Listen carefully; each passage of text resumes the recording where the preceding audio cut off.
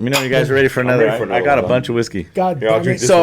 this So the thing is like now that I'm in this space of the small business, I've always supported small businesses. So even when I was running for city council, I've always supported small businesses because I understand like people have a passion for something and they put it out there, whether you're selling batteries or you're selling cupcakes or chocolate dipped strawberries, they have a passion for it, right? Mm-hmm. They're willing to put themselves out there, create a logo and say, hey, I have a business. I support that. I respect that. Even taco stands. Like I love taco stands. Me too. And people, where are your permits, where are all this stuff? But they put themselves out there, you know? They put themselves out there to the risk. They put themselves out there to the liability, to the legal consequences. They put themselves out there. And I support the hustle, dude. You know what I mean? And that's the important thing about any business, but especially small businesses.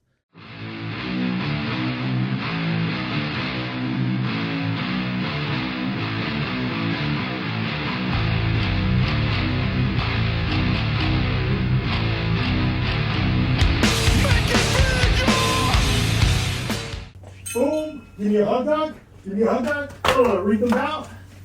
Boom. Cesar, give me a hug. Boom. Read them out. Now, each of you, please touch a piece of that old bell. Right now? Yes, sir. Boom. Boom. I'm going to do that too. Boom. Boom.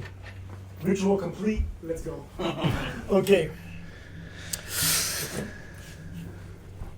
What's up, everybody? This is Let's See What Happens podcast, a destination for growth, connection, laughter, and exchanging significant experiences that have helped shape people into who they are today. My name is Ray, also known as Bull. I'm your host, and it's a great fucking day to be alive. I'm pumped up to get this one started today. I have two Let's See What Happens podcast alumni and members of the Society of Bell Ringers in the house, ready to rock and roll. One's here for the episode, the other one's here to co-host. So before we get started, please don't forget, if you have not already subscribed, smash the subscribe button, give us a thumbs up, participate by leaving a comment. Most important, share the podcast with everybody you know. Any type of support helps break the episode into the algorithm and promote the channel. And that's one thing we want to do. We want to promote this channel. We want to get it out there. I want to thank everybody who has been showing up and backing me up. I big time appreciate you. This one is for you. And real fast, for some reason, I feel as if I have to say this. If there's anybody out there who is on the fence and is waiting to start some type of a project, there's never a right time. Get it started now. Just fucking get after it. Get it started. There's never a right time. The right time is now. So here we go. We're going to start this the way we start everything. First name, where'd you grow up? Greg Marquez, and grew up in Whittier. Grew up in Whittier, California. All right, cool. I want to thank you. Well, we got number 3 here. Cesar Duarte, and I grew up in Boyle Heights. I want to thank the both of you for carving time out of your day, recording an episode, and sharing your energy, your time, your focus with me and everybody here. I big time appreciate you. Welcome back to the fucking podcast, guys. I'm fucking fired up for this one, man. Boom. Hey, Greg, can you please share any important information you feel is necessary for the listeners to get a better idea of who you are and, you know, where you come from, man? So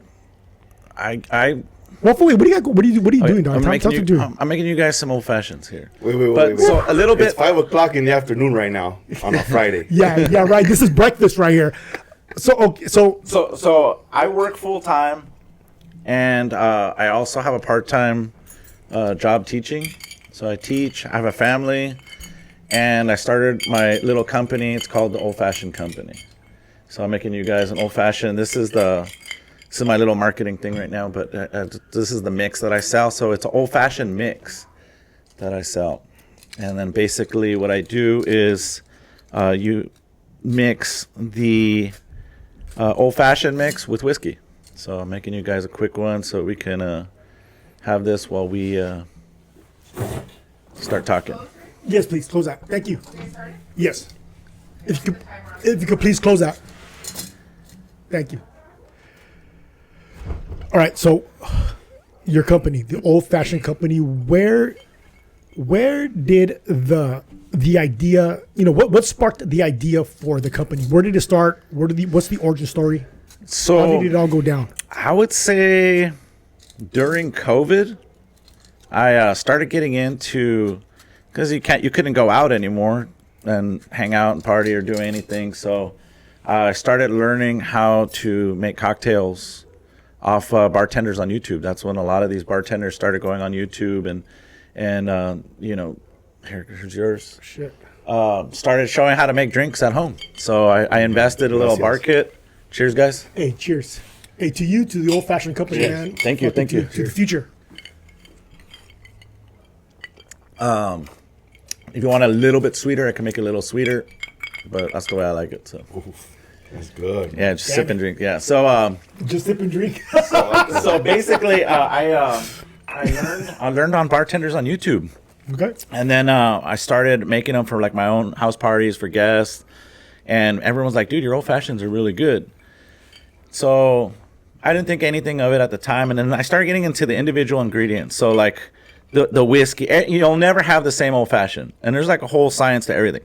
You'll never have the same one. You can't be like, "Oh, I'll make it like this restaurant or this bartender." It's impossible because there's the basic ingredients is whiskey, sugar, and bitters. That's the basic for a cocktail, but it's different whiskeys, different bitters, different types of bitters, the way you dash the bitters, different dasher styles. There's all kinds of different things about it. Different ice, different garnishes. Some people use the cherry. I like lemon and orange peels because it adds that little citrusy flavor to it. So I started getting into the cocktail itself. Is it safe to say that bartenders come up with their own recipe then, right? A little bit of this, a little bit of that. They probably do research on what people like, right, on what they like, and they're like, okay, this works, this doesn't work, until they fine-tune the recipe, and boom. Right. What kind of whiskey are we using today? So we're using a Rittenhouse rye. So it's 100 proof rye. Yeah. So I learned about that whiskey from bartenders on YouTube. That is cool. I like how that. The bartenders on YouTube, and you know what? This is really good whiskey, and it's even good straight. So I learned primarily from the Educated Barfly. And I always give him props because he just teaches like everything. He gives a little history, talks about the cocktail, and the Thirsty Whale too, another guy who just started on during COVID. And then they became big and popular on their own YouTube channels. So I learned everything from them. Started buying all these little things, what works, even down to the peelers. Every little thing I had to do research on how to buy it. But I learned from them, from on YouTube, because I don't have a whole bunch of bartender friends that, I'd be like, hey, how do you do this?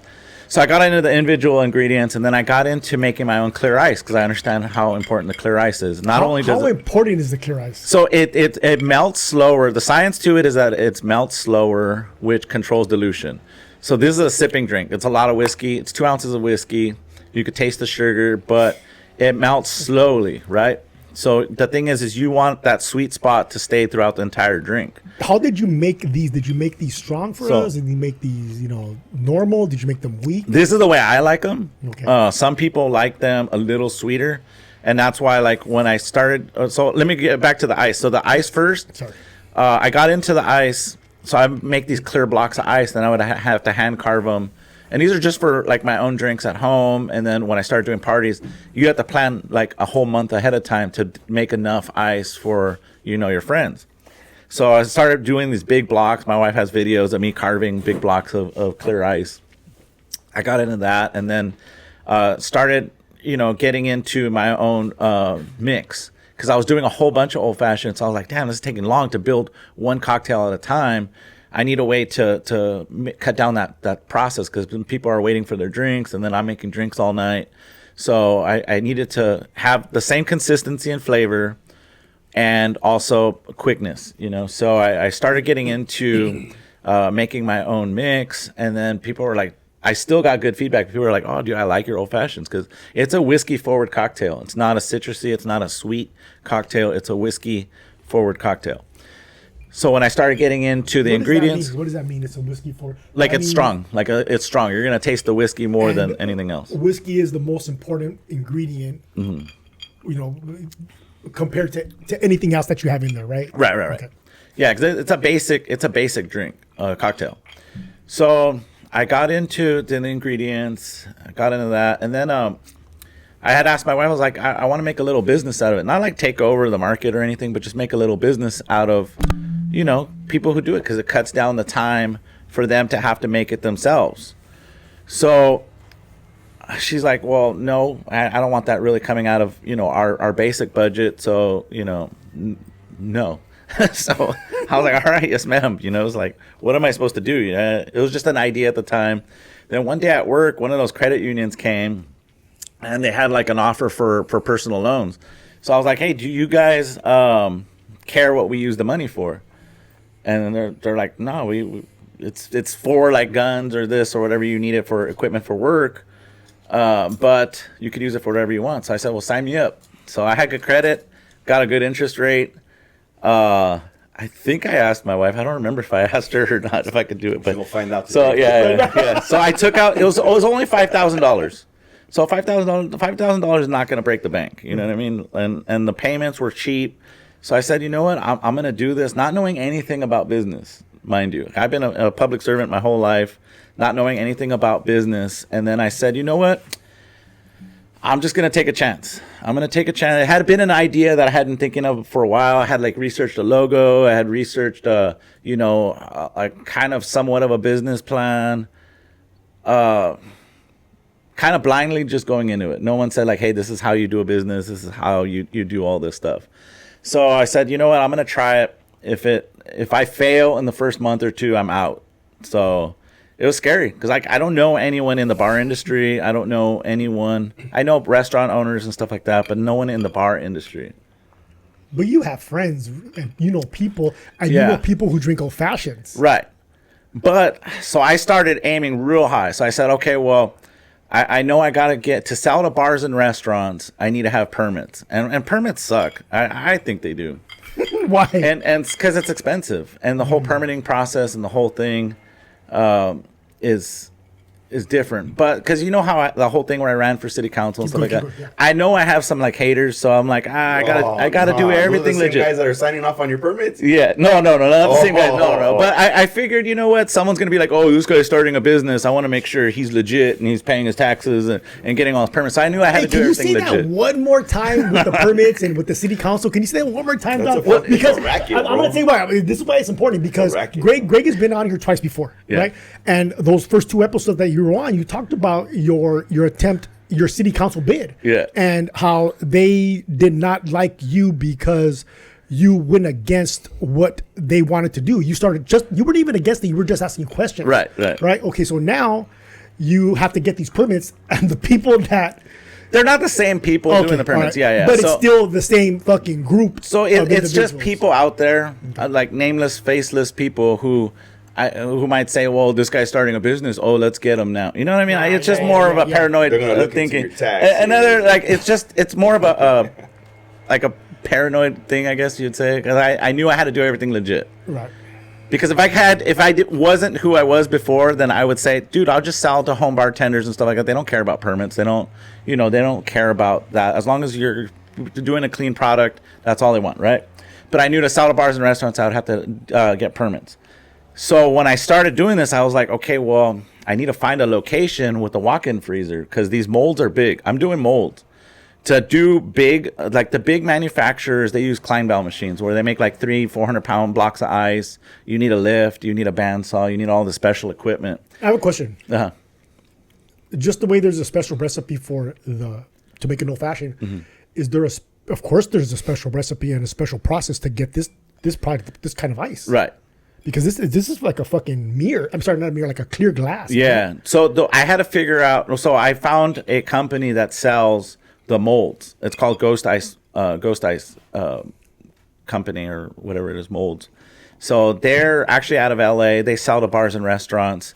So instead of buying these big Kleinbau machines, I could buy these molds and then do the ice out of these molds. How do you filter out all the? It's just regular filtered drinking water. It's nothing special. People always think, oh, you need reverse osmosis and all this other bullshit. You don't need all that. Basically, the science behind it is directional freezing. So when you you fill up these big, it's like a big ice chest, and then the silicone molds are on top. As it freezes slowly, it pushes down the oxygen and impurities so that you end up with clear ice on the top, and then you dump the rest of the wastewater because you don't need it anymore. Okay. So that clear ice it takes about 72 to 76 hours to get a clear block of ice like this. I imagined filtering. Imagine fucking using hose water. And and this was the final product. No, so basically, Okay, right. because the science itself pushes when Chemistry. the reason why you get cloudy ice is because it freezes fast, and that's the oxygen trying to escape. It's not that it's dirty water; it's just that that's the oxygen trying to escape the ice. The way this freezes, it freezes so slow it pushes down the oxygen, and then like let's say, for example, with this piece of ice, that might be 24 hours, and then that might be 36 hours, and that might be 72 hours. So it doesn't freeze all at once. It freezes slowly, like a lake. Right. If you think about a lake, the way a lake freezes, it freezes slowly. So that's the science behind the ice. All right. So not only does it look cool, it slows the dilution of the cocktail. It does look So really when you cool. started making your cocktail, the mix, then you thought, I'm gonna start making the ice too. No, the ice came first. Oh, the ice came first. Yeah, so the story behind the mix ice was the story behind the mix was when I started this business, and I have to go back in order because it's important, like to when you're starting a business is so I had to find a location. So going back into the walk-in freezer, I had to find someone with the walk-in freezer. So I started hitting up different business owners that I knew in the city. None of them had walk-in freezers. Some had limited space in their stand-up freezers, and I need a lot of space for these molds. So I hit up one of my buddies, Jorge, and his wife Vidi. They own Amazing Pokey in Chino, and he was open to it. He's like, I have a walk-in freezer, but at my Corona location, not my Chino location. Which Chino location is literally a block away from my house. The Corona location is about 15 miles from my house. But he gave me a chance, and he said, I'll do business with you. So I pay him rent for one side of his freezer. I had to go through the whole permitting process. I had to figure out everything on my own. But if he didn't give me that chance, I wouldn't have had this business. Oh man, it was to them. So What are the yeah, names? Jorge and Vidi, fucking Amazing Jorge, Pokey, yeah, yeah. fucking- Yeah. I don't know. Hey, you're supposed to So- say that, bro. But I don't know how to say. But see, like that's the thing with the business, with a small business, someone has to give you a chance. Someone has to give you a chance, and Can I'm you sure say that again? That's important. Yeah, someone has to give you a chance to start your business because I didn't want to buy a location or rent a location. He gave me a chance to share his kitchen with me. And that's a lot, and I'm very thankful for that because What's the name of their restaurant? Amazing Pokey. Hey, everybody go and give these Yes. people Amazing Pokey. Jorge Vidi. Go down Yes. there, go try their pokey out, give them, give them what they gave Greg. Yeah. A chance. And that's important because I wouldn't have been able to start this business because that's where I do a shared kitchen permit. So basically, it's where you could share your kitchen and then I could still get permitted through the county. So that was Riverside County. So I had to go through their whole process of having to do the ice there. And then I'll get to the mix in a little bit. But so he gave me a chance to do my business. And, it's probably an inconvenience to him to have me, in his place. I banged up a few things. I almost broke his freezer too. Yeah, so when I'm filling up the mold. Blaming on an employee. Huh? Yeah, dude. and that was a funny story. That's how I gotta tell that story. Yeah, I wanna hear that. I wanna hear that shit. Because I'm doing my ice and I was filling it up and I walked away and because I use a water line to the molds and it overflowed. So I had about a 1/4 inch of water in the freezer. Oh, and I was like, oh shit, what am I gonna do? Like I gotta clean this. I gotta dry Get it a up. straw, start sucking it up. Yeah, so I got the You get desperate to do dumb shit, right? When you do dumb shit, you get desperate to do dumb shit. I got the mop. I started mopping, but I left the door open, so all this cold air is coming out. And I wasn't thinking. I was thinking about drying up the mess. You defrosted the whole Yeah, I thing. defrosted the whole thing. Maybe we shouldn't say that on here, dog. He knows because when he got in, he's like, Greg, it's 18 degrees in the freezer, and I was like, oh Yeah, fuck, as comfortable was it? So I was like, what? That's how I keep my And house. I was like, oh my god. That's how I nap. So I was like, oh shit, I broke his fucking freezer. Oh, So man. he's like, I called my friend who's like an expert, like a professional in these things, and he said just let it reset and then it'll get cold again. It worked out fine. By the end of the day, none of his stuff You spoiled. didn't get a layer No, of ice. of on the ice, bottom. no. Turn it into a hockey Ice rink. skate. Yeah. But I learned from that. I respect his business, and I apologized, and it's something that if that had happened to anybody else, I would have been done right there and then. Right. They would have been like, dude, get out of the my fuck out. yeah, get the Right. fuck And out. pay for this shit. Right. So that was a learning experience, but so he gave me a chance. He gave me a chance to do my business. So the ice it was tough. But you know what? In month 1 and month 2, I was still in the green. Like I was profitable in month 1 and month 2. Cuz I started going to liquor stores. I was like, "Hey, I'm a new company. I'm selling these cubes of ice." I brought my little bag and showed them the ice. And I was like, "Hey, do you guys want to sell this in your liquor store?"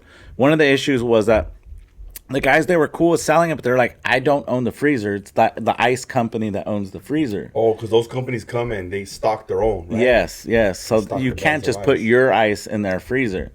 So a couple places let me put it in their ice cream freezer, which still wasn't theirs. And I don't know if the ice cream vendors, threw away my ice or how it worked out, but they helped me get through month 1 and month 2. So I was just going to liquor stores and I was hitting up people on Instagram. I was like, "Hey, I'm a new company. If you need an ice vendor, I'm a new guy. I'm not trying to take over the industry. I'm just trying to get my little slice of the pie. I'm a new company. I want to try it out." So I was hitting up people. Then I had to figure out my pricing because there's only a couple companies. They're all in LA. So you got like Penny Pound and you got Casa de Hielo. And those are like 2 big ice companies out there in LA they're pushing out thousands of cubes, thousands. All the bars and restaurants, whenever you see these clear cubes, they're coming from one of those 2 companies Really? out in LA. And they have whole facilities, like whole employees, everything. I'm just a little guy. So I started hitting up these businesses and saying, "Hey, if you need an ice vendor, hit me up.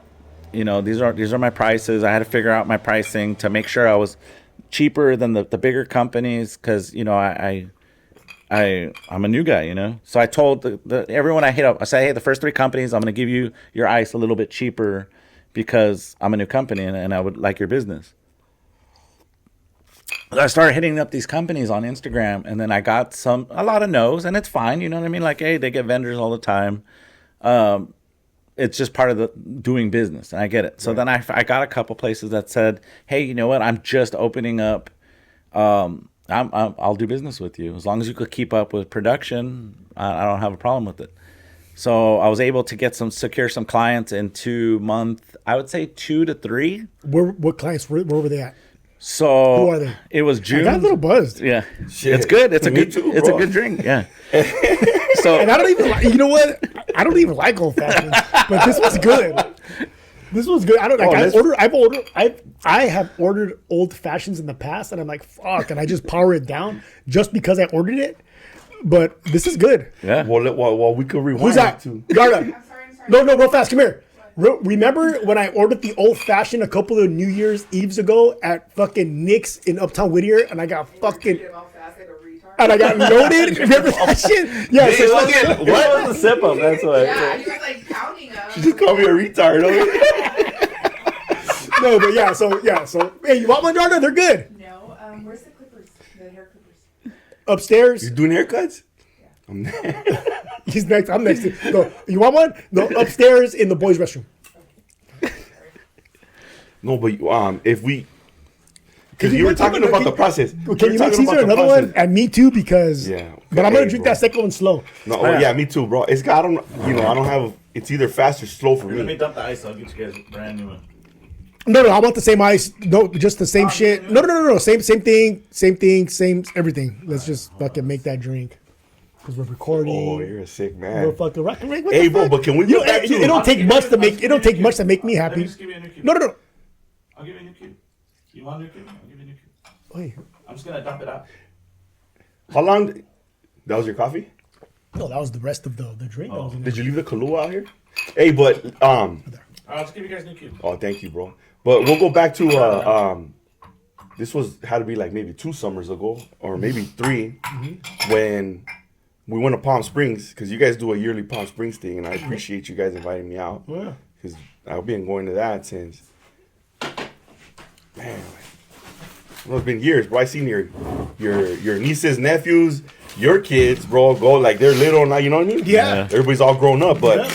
since we've been doing that in the last 2 years. Are we back on right now? Oh, yeah, we're on. We're fucking going. We're doing It was 1 year when they said, "Hey, We're not Greg." stopping. Greg no, they said Greg is gonna This be is the first time you guys bartending. have had drinks on the podcast? No, fuck no. Me and him been fucking loaded on the okay. podcast. This is the first time I've had drinks that I started on the podcast because I usually have them on the way here. But anyways, you Look at that like the shit. word was out. Put that to the camera, bro. That's nice. Hey, the word was out that Greg was gonna be making drinks, right? So that's cool, man. This was for Cesar. Rub it on the floor. Ring the bell with that one. Hey, but I remember you showed up and you had a whole kit, Yeah. right? And then this was before. Oh, that was before I had the before you business, had yeah. that. Oh, wait, what am I doing? Before you had your mix, Where's you the- had everything laid out on the table. Yeah. Yeah. And it was like, dang. And then I remember, bro, like we're hanging out in the swimming pool. It's like 120 degrees. And Greg's back and forth, bro, in and out. Just smashing out drinks. Because it's fun. I really do enjoy it. I enjoy like seeing people enjoy my drinks. And it's like a service to them. Like, you know, when I make a drink and I see people who they say, shit, that was delicious. That was good. It's like, dude, mission accomplished, you know, like, hey, that makes me feel good. That's the intrinsic value of it. No, I'm going to make mine. I got to open up another bottle of whiskey, but that's the intrinsic value of drinking. And I really do like it. Like if I could be a part-time bartender, I would. My work won't let me pour, because, you know, just the rules of the conflict of interest. Cause you know, it has to do with alcohol, and alcohol has a negative connotation because people abuse alcohol and, you know, go out and drive and make the roads dangerous and stuff like that. So I get the conflict. I just enjoy the flavors. I enjoy making it. I enjoy like when people say, hey, I've never had an old fashioned, but I really like this one. Like I just did right now, like dog. You just did right now. I've had old fashions in the past. I did not like them, but this one I really did. And that is kind of low key dangerous a little bit because it's a strong drink and it's what 11 a.m. right now. Yeah. And I got an entire Homie, fucking day. 6 in the afternoon. so, I mean, that's the fun part about this business is that I get to make people enjoy something. You know, you sit down and you have a drink. You enjoy people's company. It's not like you drink to get angry or, you know, get sad or anything. You drink to have a good time. You know, when you go out to places, some people have a different experience, but overall people enjoy the company of others, and you sit and it's a social thing. You know, you have a drink and you enjoy it and spend time with people. And that's what I get out of it. So like when I go to Palm Springs and stuff, and it is expensive, so that's why like, you know, I have everyone chip in, which is cool. Yeah, well, that was cool. That's what I remember. Yeah, because you're gonna get better drinks than me from me because I focus on making good ingredients and then making them like really delicious. Because I want, and I'll talk about the motto too because I got it from Jimmy, the cocktails for all my friends. I got that from Jimmy, so I got to give Jimmy some credit too. What's up, Jimbo? What's up, Theo Jim? Cool. What's up, Theo Jim? Cocktails for all my friends. Cheers to you. And I want to get you on the podcast. Oh, that would be cool. Yeah, let's set that up. That would be cool. So that was the thing too. Like I love the motto. I've always liked that, cocktails for all my friends, because it's like, well, it's a fun thing. You meet together, you drink together, you have a good time, and you enjoy a cocktail. And you know what, you said something that I think is really important, because the first couple of times that you were on the podcast, well, the first time you were on, you talked about how you have always enjoyed being in service. Yeah. Right? Since you were a kid, and you said you experienced that when you were in the Boy Scouts. And that's why you have pursued the job that you have been doing for such your career, because you enjoy being in service. Yeah. And you just said that And this right is a now. service, yeah. You're providing a product that... Thank you for your service. So... Both of them. Both this and your thank you for But it's cool too, because like when I see my pictures of cocktails like on these businesses drink. So I have Mule Car Smokehouse, Bottle Shop Speakeasy. Those are both in Ontario.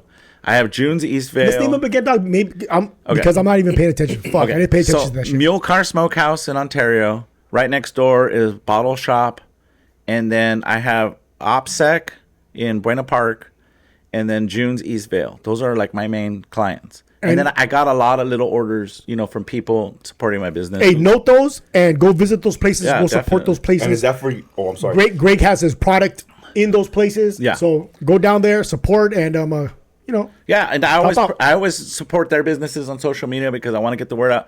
But when they take a picture of, for their drinks and their cocktail, I know that's my ice. You know what I mean? And they don't need to tag me or anything. I'm just a vendor to them. But hey, how does that make you feel? it makes me feel good because it's just like, damn, that's cool. Because I'm making them business. I'm making them money because I'm giving them a good product at a good price. And then I'm also seeing my product being used and enjoyed by people. Because everyone, when you see a drink like this, you're going to be like, oh, I'm going to take a picture and post it. That's what people do. That's the culture that we live in. Everything's on social media. So when I see people do that, and then I get a lot of text messages from people. They're like, oh, I came to this restaurant. And they got shitty ice because they know I have good ice. Oh, yeah. And they know how important it is. So they're like, they're like, oh, I told the bartender about your ice. But it's funny because I don't even want to scale up on the ice. It's a lot of work, and I'm fine with the clients I have. I like supplying them. And then little people, when they have house parties or whatever, I'm able to supply their ice. The mix is a whole different part of the business that's also been very good. So basically, I just sell off my Instagram right now.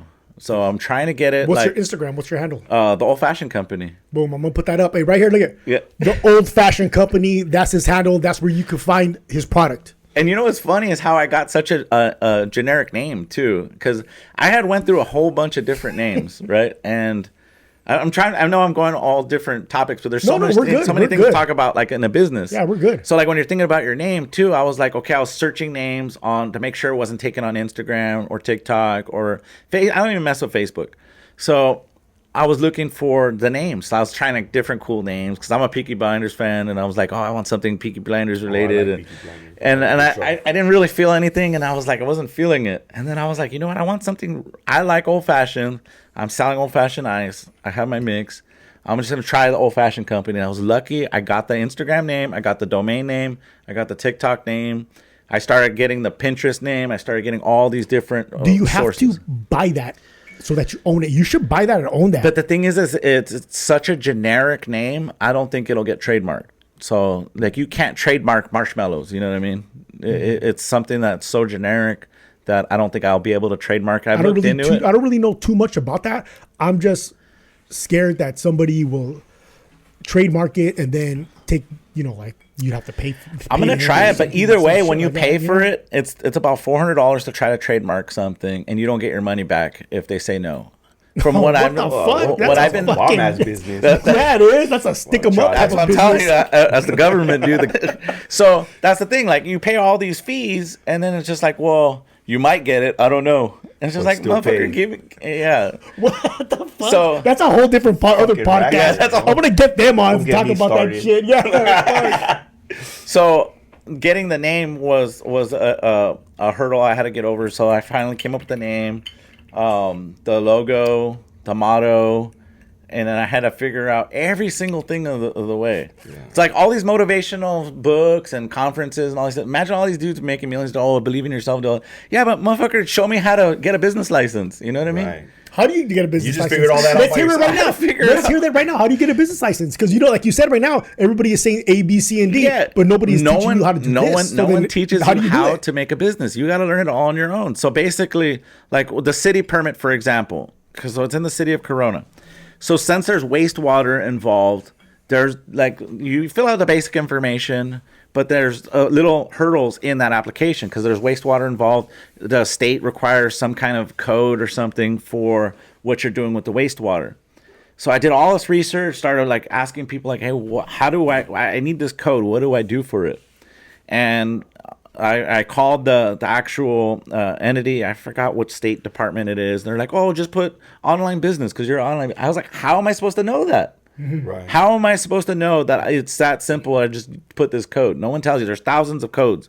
Like for food products, if you have eggs, if you have meat or whatever, there's different products for the health department that you're supposed to put. No one tells you these things. So I had to learn it all on my own. That was a 2-week process in itself just to find that one code for them to tell me, oh, you're an online business, just put this code. Can you do me a big favor? I don't even know that code anymore, though. But can you do me a big favor and make a video on how to do that?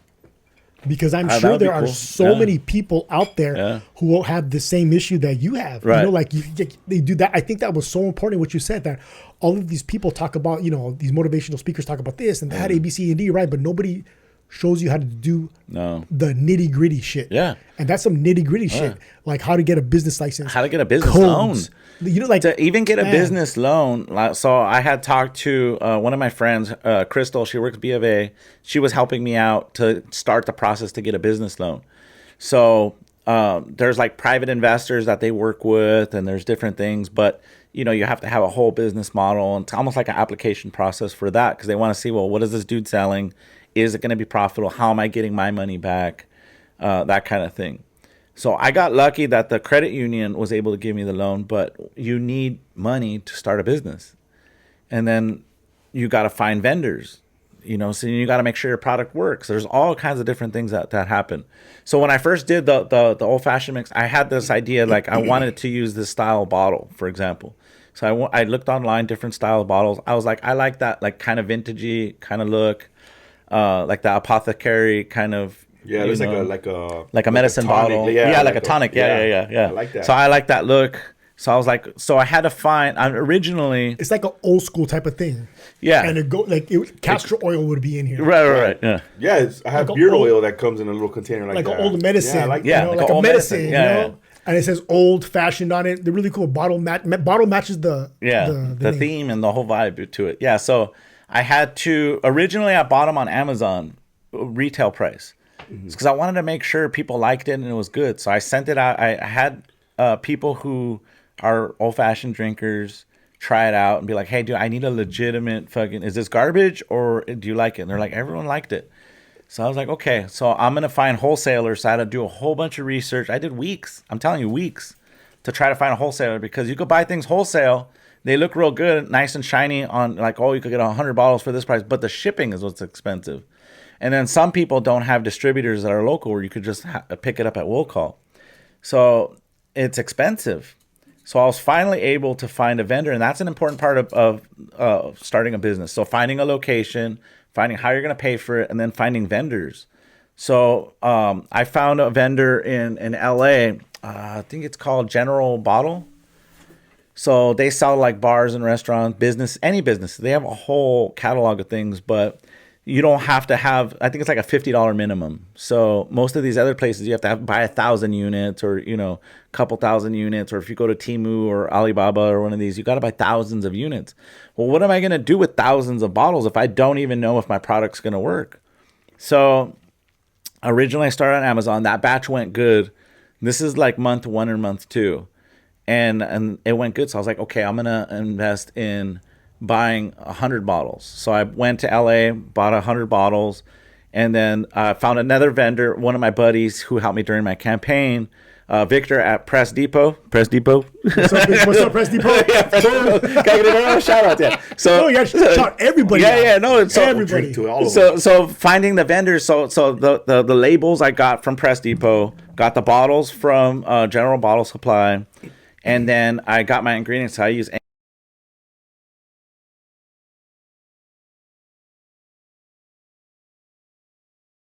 And then I had to make sure, is this okay with my work permits for my full-time job? I had to make sure, like, hey, I could do this because bitters has alcohol. So they said you can't sell alcohol. So I had to make sure, that it was okay with them. So it's sold as a cocktail mix, not as an alcoholic beverage. Like if you drank this whole bottle, you're going to be a diabetic before you got drunk on it because it's mainly sugar. Oh, shit. So it's not sold as an alcoholic beverage. You can't buy this and be like, oh, I'm going to fucking drink this and get drunk. It's not like that. How much time to make old fashioned? Because you made ours like quick. Yeah. Right? How much time does that cut down? When This you're making this is a hack. For a bartender, right? Like For a bartender? is going to make an old fashioned. Someone comes up because Right. you see the bartenders, they're like, oh, like they're going for it, right? Yeah. And then you get someone's like, hey, let me order an old fashioned. They're like, fucking dude, man. You would just fuck everything on the shelf. Yeah, now everybody's gonna be waiting. Now they're gonna backlog, right? No, it's him. He's the one. Yeah. So like- old fashioned is actually a quick drink to make. Oh, okay. Because it's just whiskey, sugar, bitters. That's a basic old fashioned. Oh, okay. That's why it's called old fashioned, because when cocktails first started, like in the early 18th century, or whatever, that was the basic mix to get it. So people would say, make it the old fashioned way instead of the old, like the different cocktails that were coming out at the time. So just make it the old fashioned way. Just make it simple: whiskey, bitters, sugar, and that's how it got its name. But And that's been verified by at least 3 soccer moms from Chino Hills. Hell yeah. What the fuck? I'll take their word for it. Yeah, take the word for it, right? And this is a shortcut. Well, It is, it's like right? batching it, right? It Because is, there's some yeah. that make their michelada mix. Right.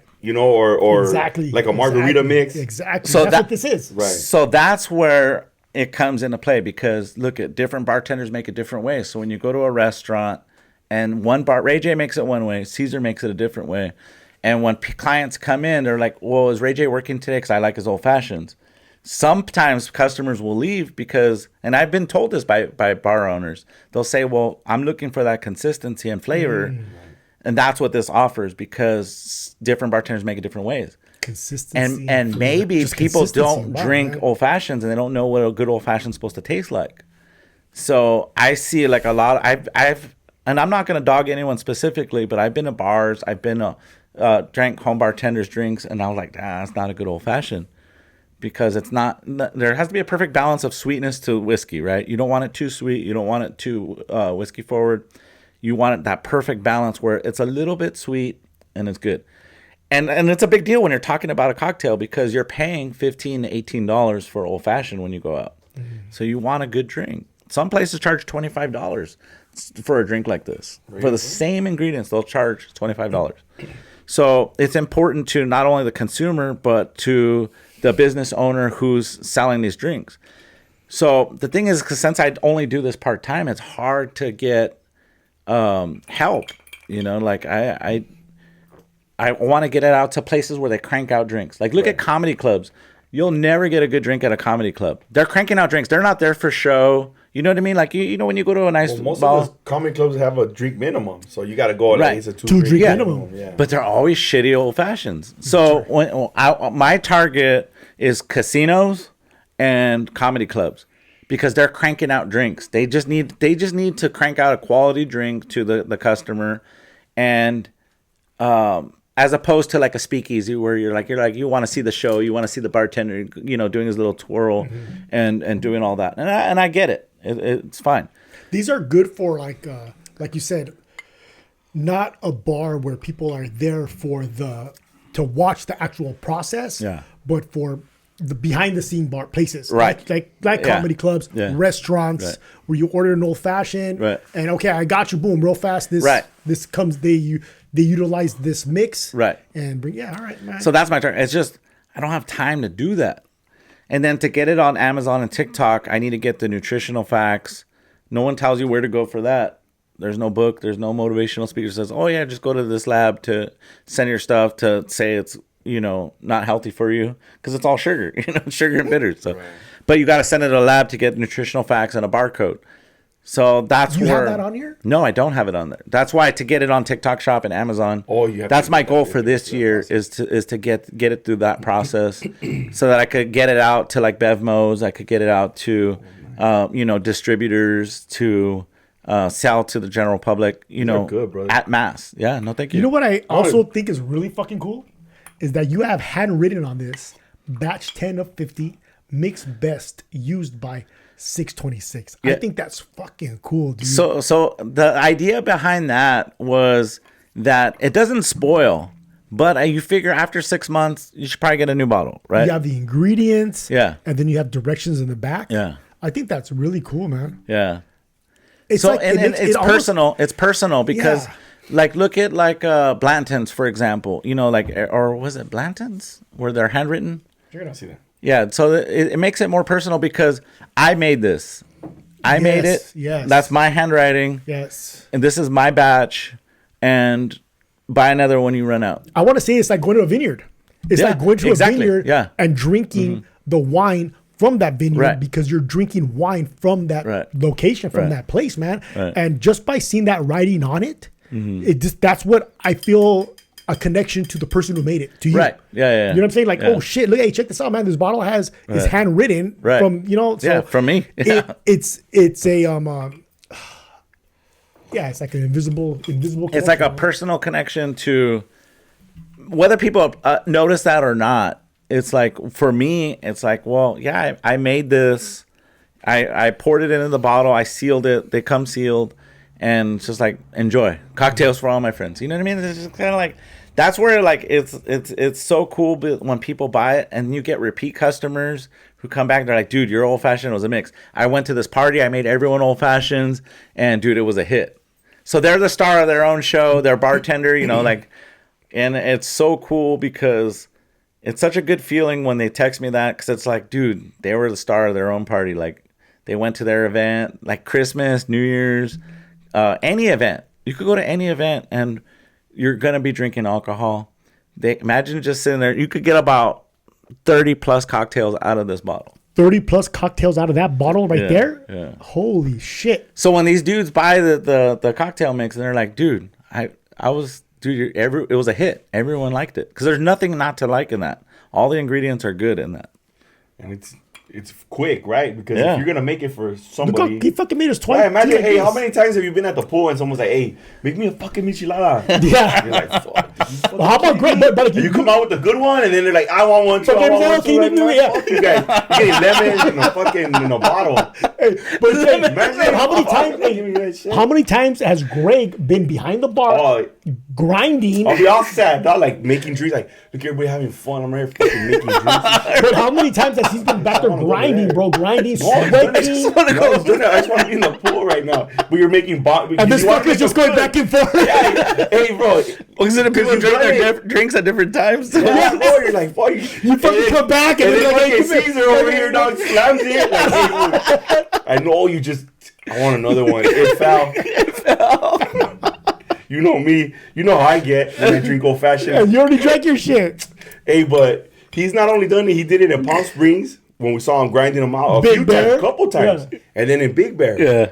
And in Big Bear we had, because that was in the beginning of this year, and then that's when you were like you were going through your business. You thing put my and- dad to sleep that night. Yeah. You put my dad to sleep. They were You dancing. fucking knocked my dad to Hey, fucking you sleep to his yeah, we room. party. Yeah. And that was fun to see because it's like, I know I had something to do with that. But these are not the only drinks you make, bro. That's the one that you batched, Yeah. right? That you made a Yeah. thing of. Because there's a couple like So the Baby's First Bourbon is the other one that I started bottling. No one else. So there's other companies that do old fashioned mix. Okay. There's other companies that do it, but no one makes Baby's First Bourbon. So Baby's First Bourbon, I had to overcome a hurdle with that one because it uses fresh lemon juice. So fresh lemon juice, as soon as you cut it and it hits oxygen, the acidity level starts to go up. So that means it'll taste a little tangy. And you don't want that in the cocktail. So I had to figure out. So I went back to YouTube, Educated Barfly. He looked at different super juices. So bartenders, what they do to overcome that hurdles, they make super juice. So basically, to extend the shelf life of the fresh lemon juice. What is super juice? It's to extend it's real juice from the citrus, but they use malic acid and citric acid to the preservatives that you eat in your food daily to extend the shelf life of that juice. So basically, they teach you how to make super juice. And that's what bartenders do.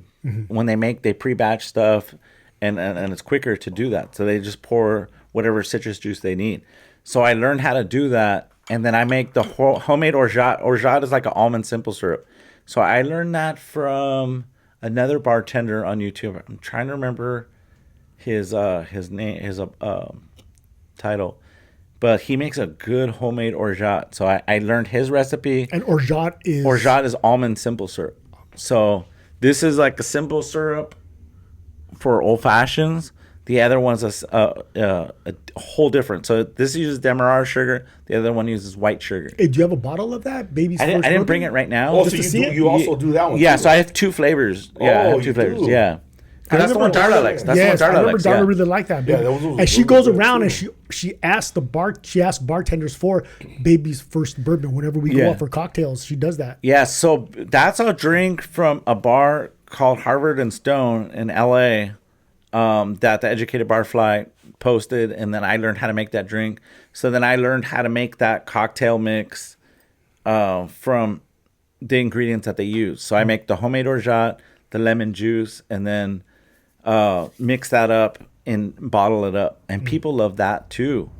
Yeah. So the shelf life, I extended the shelf life of that because originally I was like, dude, you got to use this within a day or two. And now I extend it to a couple weeks. This one, the old fashioned mix, it doesn't spoil. The other one does have a shelf life if you keep it in the fridge, but it's delicious. So this year, I'm trying to come out with a Manhattan mix and different mix.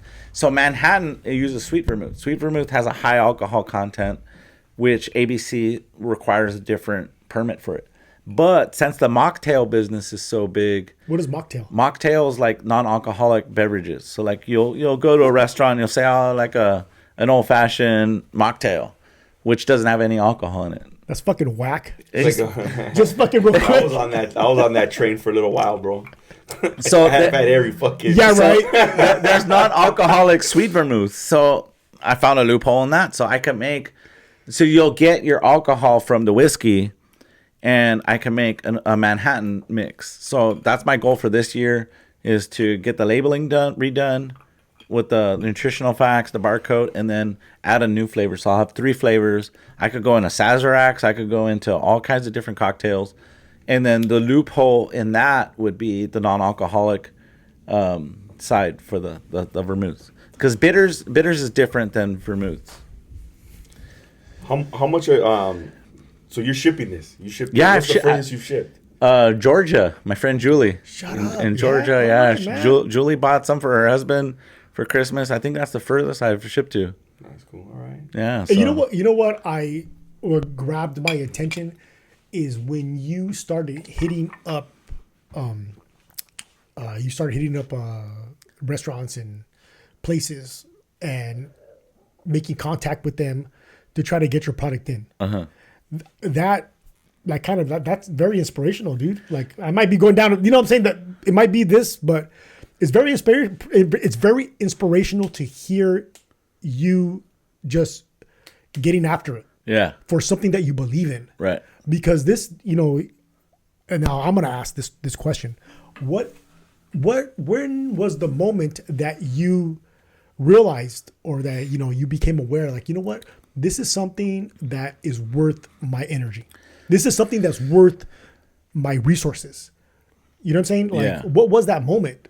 Because you said, fuck it, man, I'm going to fucking go after it. Yeah. Like you say, this took a lot of work. I've been listening to everything that you've been saying, like the license, all the licenses you got to learn. There's a lot of education that you got to do on your own. So this took up a lot of time, and you're like, you know what? And it looks like that time that you put on is paying off. Yeah.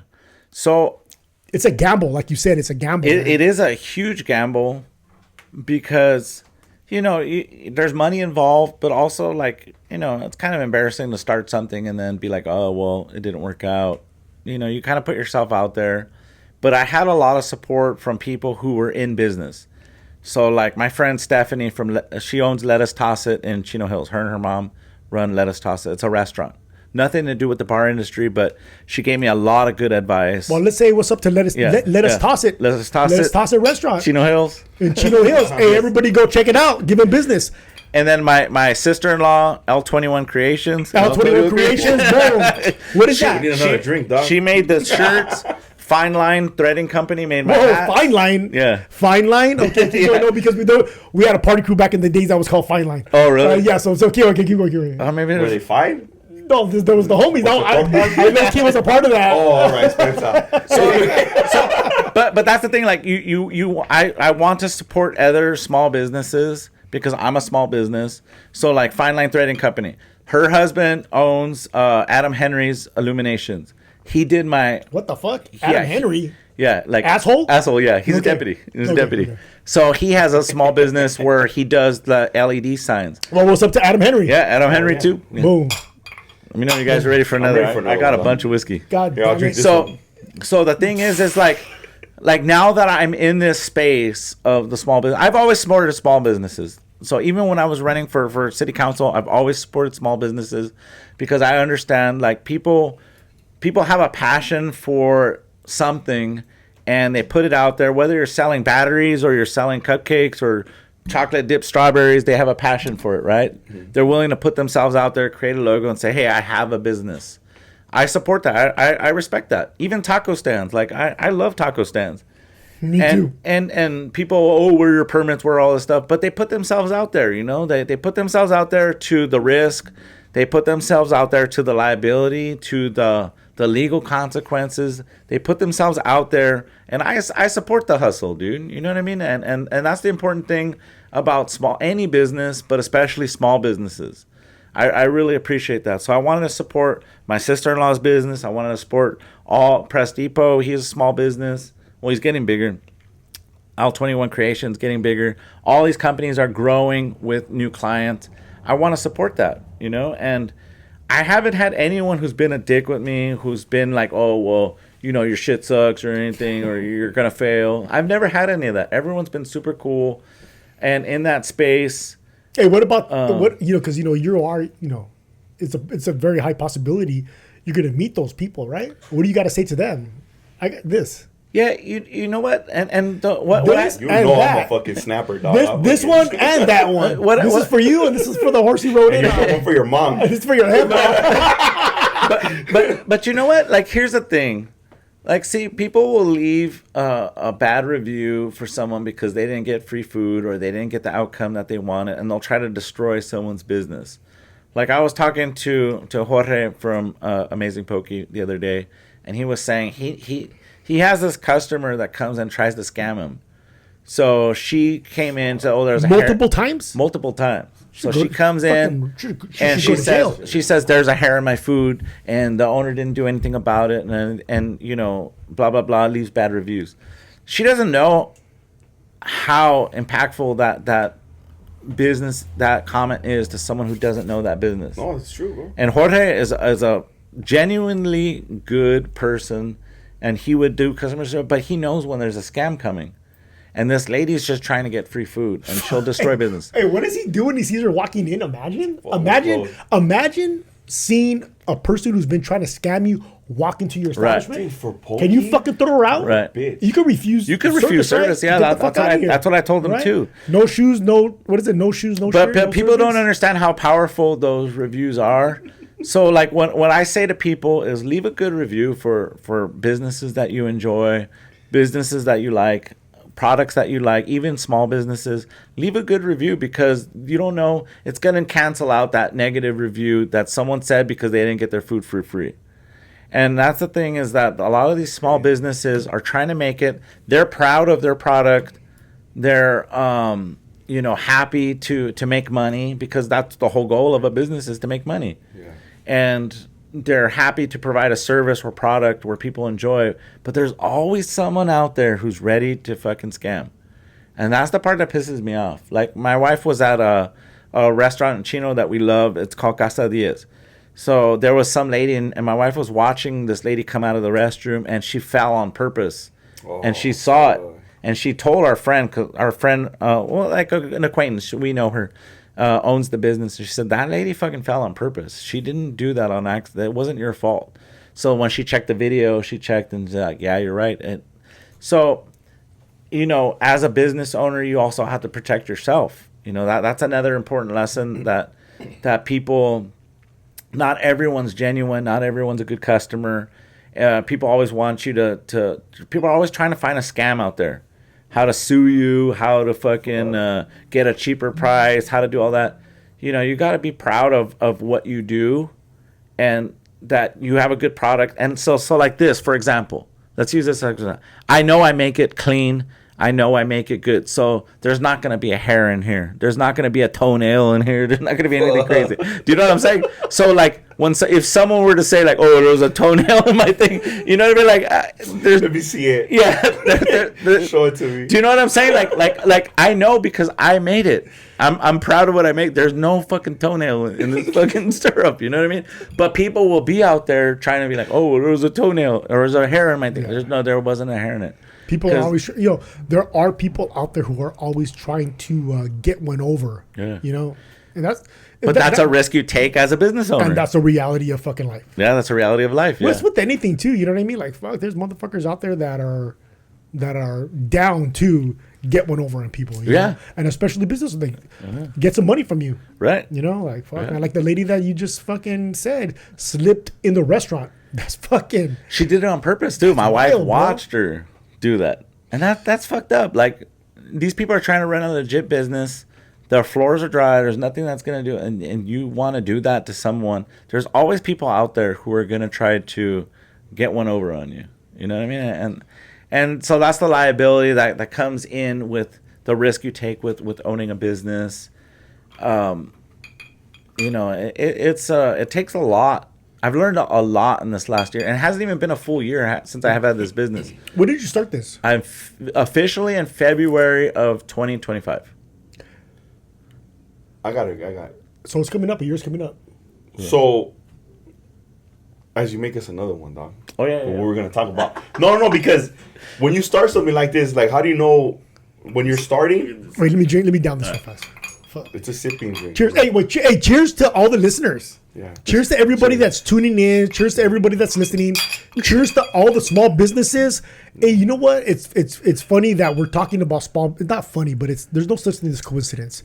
I've been really thinking about, you know, small businesses and just people who are on the fence about starting a project. That's why I said. When I said earlier today, when I started the podcast, I said, hey, if you're thinking about getting something started, get it fucking started. And the Homeboy Cobra just started Bang Time Podcast. The Bang Time Podcast focuses on people who have started their businesses. Mm-hmm. I think you'd be perfect to get that on. I think you'd be perfect to go on Bang Time fucking podcast. Yeah, shout out to Bang Time Podcast right now. Send me the link. Shout out to Cobra. I wanted to comment, but YouTube put a muzzle on me right now. I can't leave comments for 2 weeks. Hold on. I can't leave comments. Cesar, hold on. Oh, I'm sorry, bro. This is where the magic happens. But yeah, so, you know, and I really think that... Tell him hit me up. I'll go on it. Absolutely, 100%. And I think that's very important because it's like people that are starting their small businesses are fueled by their passion for that business. Right. So that is, and if you are starting a business that's fueled by your passion, you are going to give the best product that you could possibly give. Right. Because it's you. Right. It's you. Yeah. It's the person that's providing that product. Right. All right, let me down this real fast. Well, like I said, boom. Well, cheers, brother. We had this conversation at the bar last week. But, you know, it's a passion, right? Thank you, brother. But, you know, you're pumping your time and your finances into this passion. Right. But when do you realize, or how do you realize, like, this isn't working out? When it's not profitable. Like, when it's upside down. Yeah. And then, so how much time did you give yourself? I gave myself 2 months. 2 months, okay. Yeah, so I said if it's not profitable in 2 months straight, then I'm going to be out. And I'll just cut my losses and... give the bottles away for Christmas. Yeah, give the bottles away for Christmas. But so far, and I'm very thankful to everyone who has purchased, who has tried it, who has... Thank you. You know, supported my business. Man. So now And we're it's drinking just a straight different off whiskey. of straight off of Instagram is how you Right now, yeah, straight off of Instagram. how you promote that. But like I branched off into like the glassware. I branched off into gift boxes, raffle baskets, gift baskets. I saw that. Merch. People have bought my merch. Like people bought T-shirts, hats. Yeah, we I were want, gonna buy I t-shirts. want Yeah, a yeah. hat. I want a shirt. I forgot to bring it. I'm sorry. Yeah, but it's cool because people buy my merch, and it's just like that's cool because I think it's a cool logo. It's simple. bro. I like it. It's simple, and Well, as soon as I saw you with it when you walked in, I was like, hey, I need one of those, bro. Yeah. Because I know what it was. I know what it was. And I'll wear them too. Look at like right now. Hey, my best shirts are from fucking FF Gomez. You know, like my friend's company. Cobra's part of that company too. That's his family's company. Georgie, shout out to George. George, I need you on the fucking podcast too.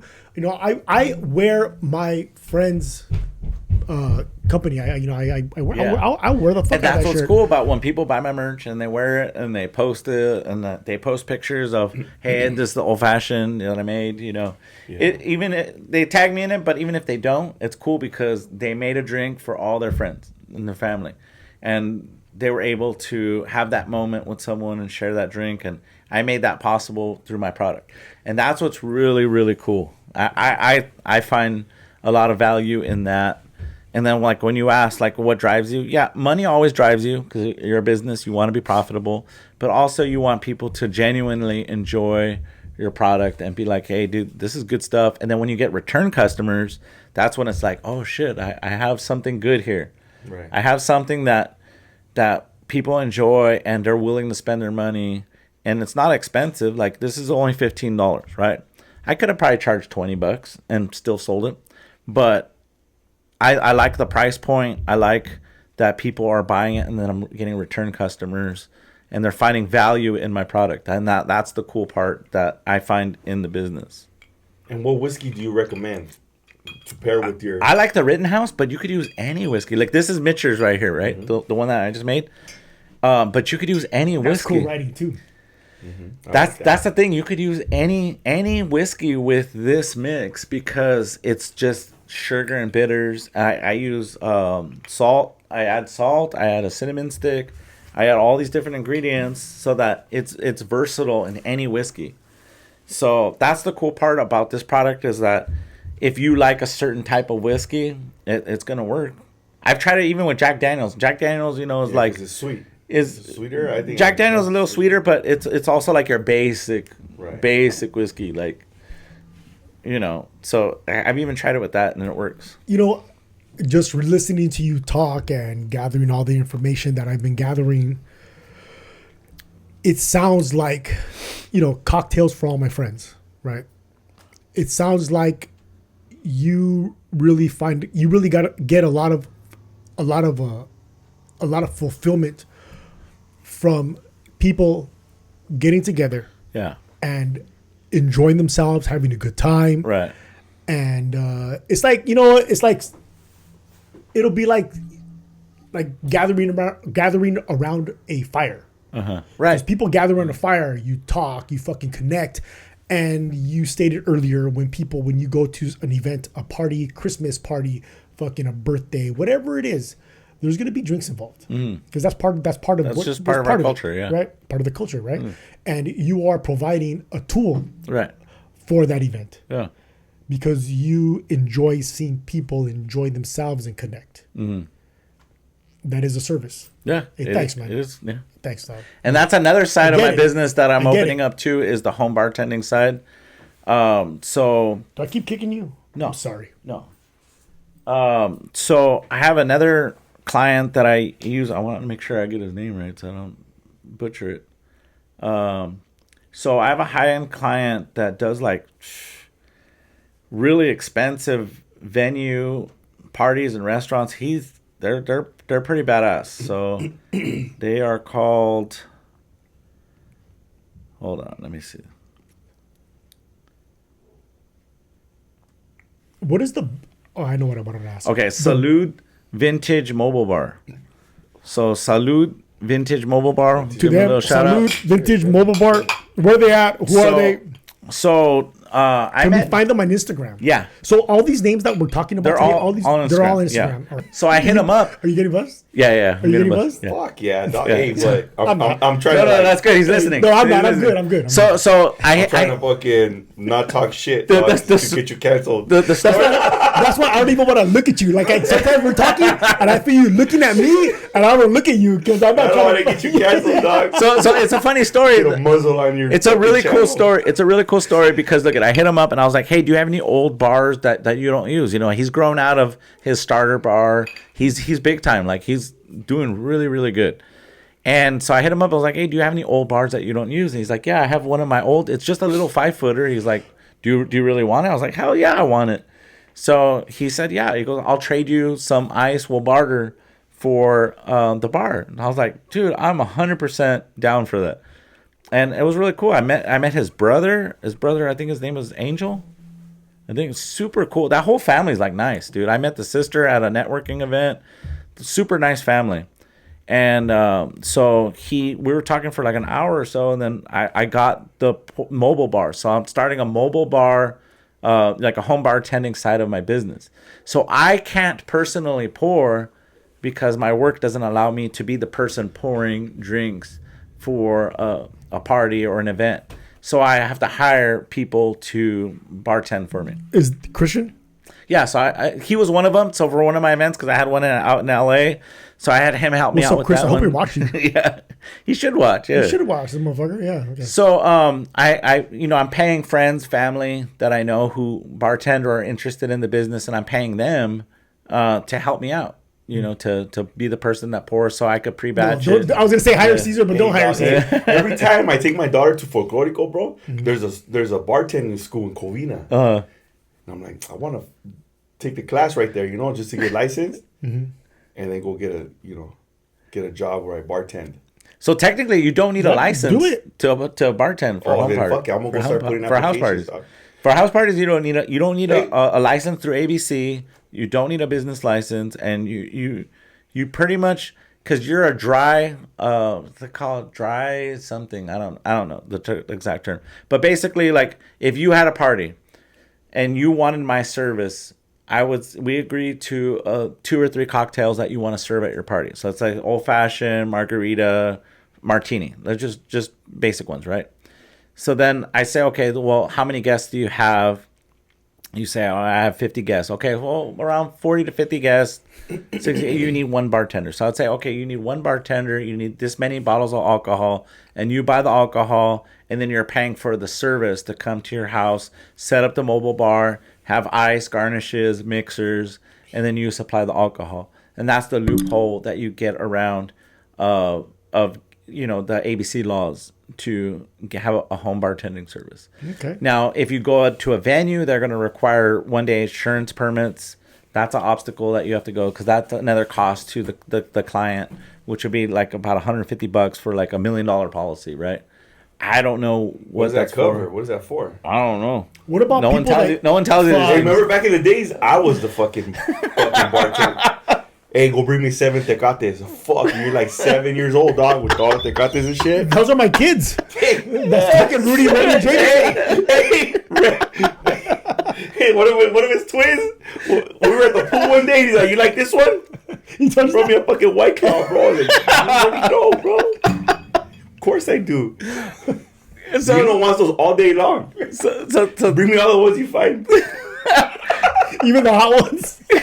Those are my favorite. I So, love so that's hot the beer, thing. You gotta learn all these things as they come along. You know what I mean? Like it's Hey, is there fuck, I'm just thinking because I remember I used to have parties, right? And somebody told me one time, if somebody gets fucking loaded at your party, drives home, dies, it's your fault. yeah. Yeah. real? Is that something that you need to think about? Yeah, that's something that you have Because to they're coming think from about. your home. Yeah, because you I used to have throw to. kegers, dog. Kegers, fucking So- people getting loaded. And if somebody told me one time, if somebody drives home from your party and they're drunk, they crash, Yes. it's your fault. Yes, there is liability involved in that, and that's the thing that bartenders and people who have house parties or people who drink and they Clubs, know they whatever, get right? to that level is keep our streets safe. keep our streets safe, because I've known plenty of people who have died in car accidents at the hands of drunk drivers, and it's not cool. Like, if you know you're gonna drink, have someone who's gonna drive for you. You make enough money. If you could pay $25 or $18 for an old fashioned, you could pay $20 to an Uber to take you home. And that's my take on it, is that there's too much risk involved to drink and then just be like, oh, well, I'm okay to drive home. No, you just pay $20 for a cocktail. Pay $20 to get home. It's not that hard of a concept. Shit, not even $20. You paid $200 to drink all fucking night. You could easily pay and that's what, $30. And that's what's funny. That's what's funny. So I went out with my buddies to LA. This is years ago, right? A few years ago. And then so it was $120 to get from downtown LA back to my buddy's house in Long Beach. In a taxi. In an Uber. In an Uber? No, in an Uber. It was $120 because it was like 2:00 in the morning. And so my buddy was like, I'll call my wife to come pick us up. I was like, dude, you're not going to wake your wife up at 2 a.m. to come pick us up. I go, dude, we're 3 professional people. We could afford a fucking $120 Uber. Like, it's not a big deal. Like, let's just order the Uber. And we ordered the Uber, and that was fine. Like, it's not going to break the bank. Yeah. $30, $40, $80 is not going to break the bank. Nope, it's not, because the Dewey is expensive. Yeah. A night in fucking jail, and, yeah. For us, we could lose our jobs. Yeah. I just heard last night, but they were telling me last night about a good kid, bro.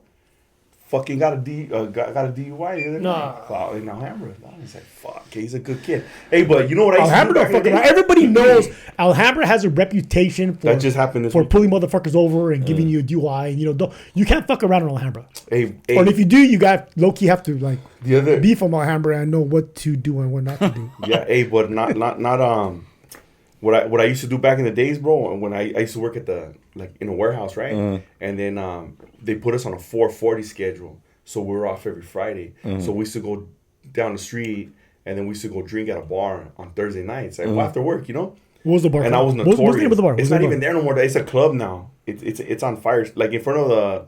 It used to be a pool hall, but now it's like a club. But anyways, I was notorious, dog, for calling AAA, and I would tell them like, hey, my truck doesn't start. That's a good idea. And then they tow your car home. Fuck yeah, they towed my car home and take me home, bro. Hey, one time I remember. Hey, that's a good hack right there, bro. Like, hey, you get like 2 or 3 of those a year, right? Hey, my fucking homeboy did that in Big Bear. Yeah. Bro. And you get 200 miles. Hey, dog. I remember one time I did this a lot, bro, because you could do it on different cards. Hey, but one time I remember going while the tow truck driver was like, what's wrong with the truck? I told him, hey, bro, because he saw where I was. I'm at the bar, bro. I told him, hey, dog, there's nothing wrong with it. I just drank a lot. You're truthful. Yeah. And honesty is the best policy, okay? You know what he told me? He's like, don't trip, bro. You'll be my last ride. You mind if we take the streets home? I told him, I don't give a fuck, dog. Let's just get home, Hey, the tow truck driver stopped and got beers, and him and I drank tall cans on the way to my house, bro. I'm not going to say who it was, bro. I'm not going to say who it was. Hey, and then I remember another time, the tow truck was coming, and then I used to live on a dead end, bro. So the tow truck is huge, right? So that fucking dude had to do it was like he had to make a scene, bro. Like, got everybody's attention. Beep, beep, beep. It was like it might as well have been a fire truck. You know what I mean? My dad comes out, and he was like, "What the fuck?" And he's like, "¿Qué le pasó a tu troca?" Then he sees me, dog. I'm just like, "Pinche cabrón." And then the guy was like, hey, but your dad has to drive it. I told him, it don't matter, dog. Just park it anywhere. We're both home. Yeah, we're good. Old school, we're good. Just leave it where it's at. Boom. Yeah, just fuck it as long as we're here. But that was the old days. But yeah, Hey, but with Ubers around now, I don't understand why anybody would get a DUI, bro. Hey, does AAA still do that? I don't know. I might have burned their spot, fool. Shout out AAA. Shout out to AAA. Hey, but check this out. We are back from our break. We did, we talked a lot. We drank a lot. And we're not done talking now. We're not done drinking. Okay. You want to know? Yeah. So one thing. Yes, please. One thing that was brought up by Cesar. Can you please state what you brought up? You talked about the bags. You talked about show off your packaging, bro. And I'm gonna tell you why this is important. This is very important because Greg packages everything on his own. He makes the ice on his own. He makes the mixture on his own. Oh, you're good right there. He bottles the mix on his own. He bags the ice on his own. Everything that you get from the Old Fashioned Company is coming from the owner. And I think that's very important. And I just had to make that statement. Cesar brought that up. He wanted Greg to show how he bags everything. And well, because that's a whole nother process, though. You know what I mean? yeah, it takes time. That's a whole nother And process. even figuring. And you know what? Check this out real fast. I'm sorry, Greg. I'm sorry. I'm going to say something that I feel like is very romantic. I'm going to say why. I'm going to say why it's very romantic. Because Shit, broke my. you are giving, because when you're doing it, you're not just going through the actions of the process. Mm-hmm. You're also going through a mental process while Right. you're doing it. And I think, the mental process and the physical process and the time that it takes, the care and the attention to detail required to produce this type of a product. Mm. It's very romantic, man, because you're taking your time with it. Right. You are, you're giving your emotion, your feelings into it. And I just want to recognize that. And that goes for everything. That goes for everybody who does this. Right. We talked about small businesses, and I think that small businesses, it contains a lot of that coming from their owners. Right. And I agree with you, because a lot of small businesses are putting themselves out there. Not only they want to be successful, but there's also a chance of failure. And people put their name, they put their money, they put their time and effort in between their themselves, their families, and then to their small business to try to get their product out.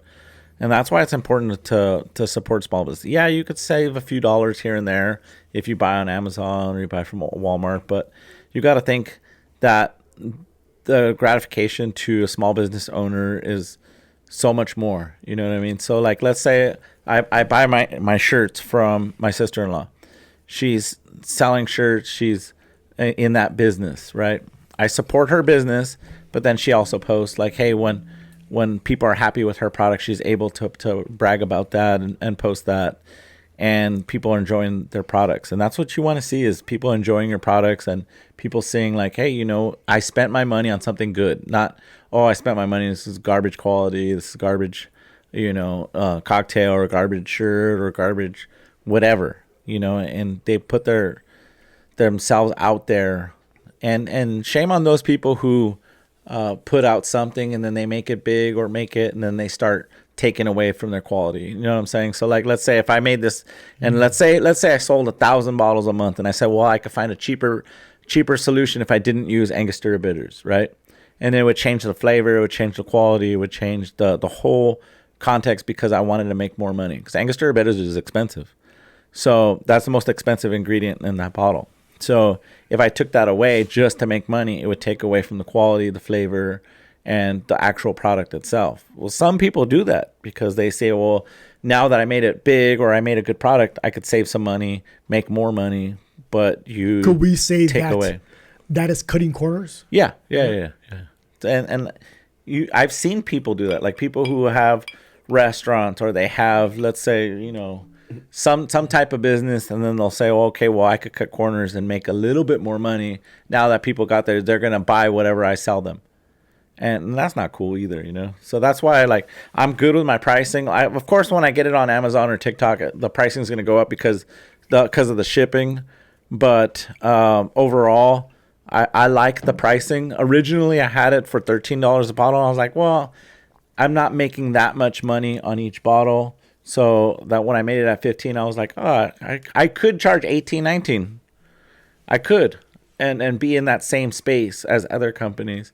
But I like the price point that I have, and then, with taxes and everything. So the first few months, I'm eating the taxes, I'll report my sales. And then this year is when I'm adding the taxes onto the cost.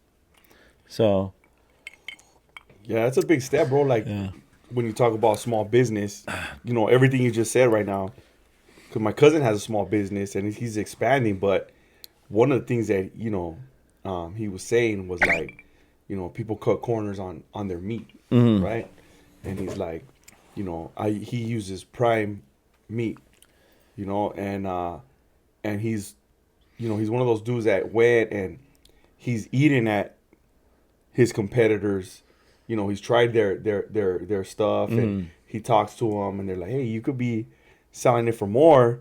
You could buy this cheaper cut. You could buy. He's like, but for what? Yeah. I have a quality. Right. And people expect this quality. Right. When you're paying, the money you're paying. Right. And you want to have a good quality meal. Why cut corners? Right. You know what I'm saying? So and your reputation, it's your product. And who is this? Let's give him a shout out right now. My cousin Victor Villa, bro. Hey, to Victor Villa. To Villa's Tacos. If you haven't had Villa's Tacos, go out there and try Villa's Tacos. Cheers, dog. Hey, and I want to get you on the podcast. You're next, Holmes. Cheers, brother. Yeah. But that's a great point, because it's like, well, people like it. If they like it, why change it? And once you get your vendors are very important. Finding out where you're going to buy your products is very important. Yeah. And starting a small business so that you have a good product, you have a good quality ingredients, and you have a good price point. The price point is very important. That's big too, man. Yeah. Ingredients is big. Having good quality ingredients is big, because that is what people like. Like I know the difference between a good steak and a bad steak. Uh-huh. I know the difference between, fucking good French fries and bad French fries, good chili, bad chili. And I want to go with the good quality. I'll pay more for the good. I'll pay a little more if the quality of what I'm ingesting is good, is better than not, Like, I know a $15 steak is a $15 steak, right. But I know a $70 steak, a $100 steak is going to should taste a certain way, Hey, I have a question though. Yeah. Okay. It's a statement. It's a statement, a question, and I want to hear your response. So this was something, the Old Fashioned Company, you were new to this, right? This is something that starting the business was something very new to you. Mm-hmm. But you brought with you, how old are you? I'm 44. You brought with you 44 years of experience, right? And that counts for a lot. Mm-hmm. So what I want to know, I would like to know, because we all have them. We all have experiences in our lives that have helped shape who we are today. Mm-hmm. Very important, significant experiences, dog. It could be a win. It could be a loss. It could be a conversation. It could be a book you read. It could be anything. It could be a paranormal experience. That's something that I've covered here in the past. Mm-hmm.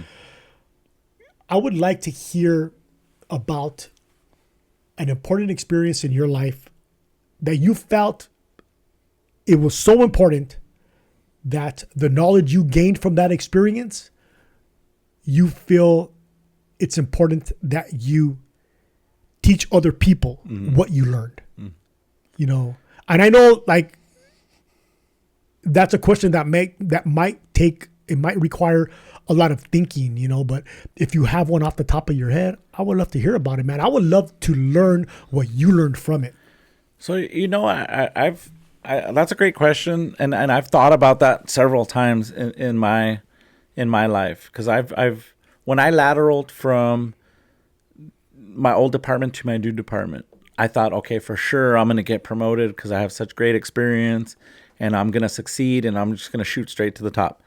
And I tried to promote. That didn't happen, but that didn't break me, right? So I was like, I tried to promote, try to get special assignments, didn't make the list, right?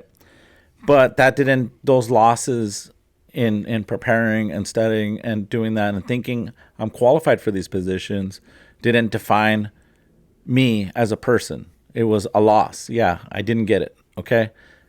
I ran for city council, didn't get it. And all these different little losses don't define me. It's not that it's not like I stopped there, so that you find a different path, I started a business. It's done good. Now I could scale up my business. I could be successful, be my own boss in my own business.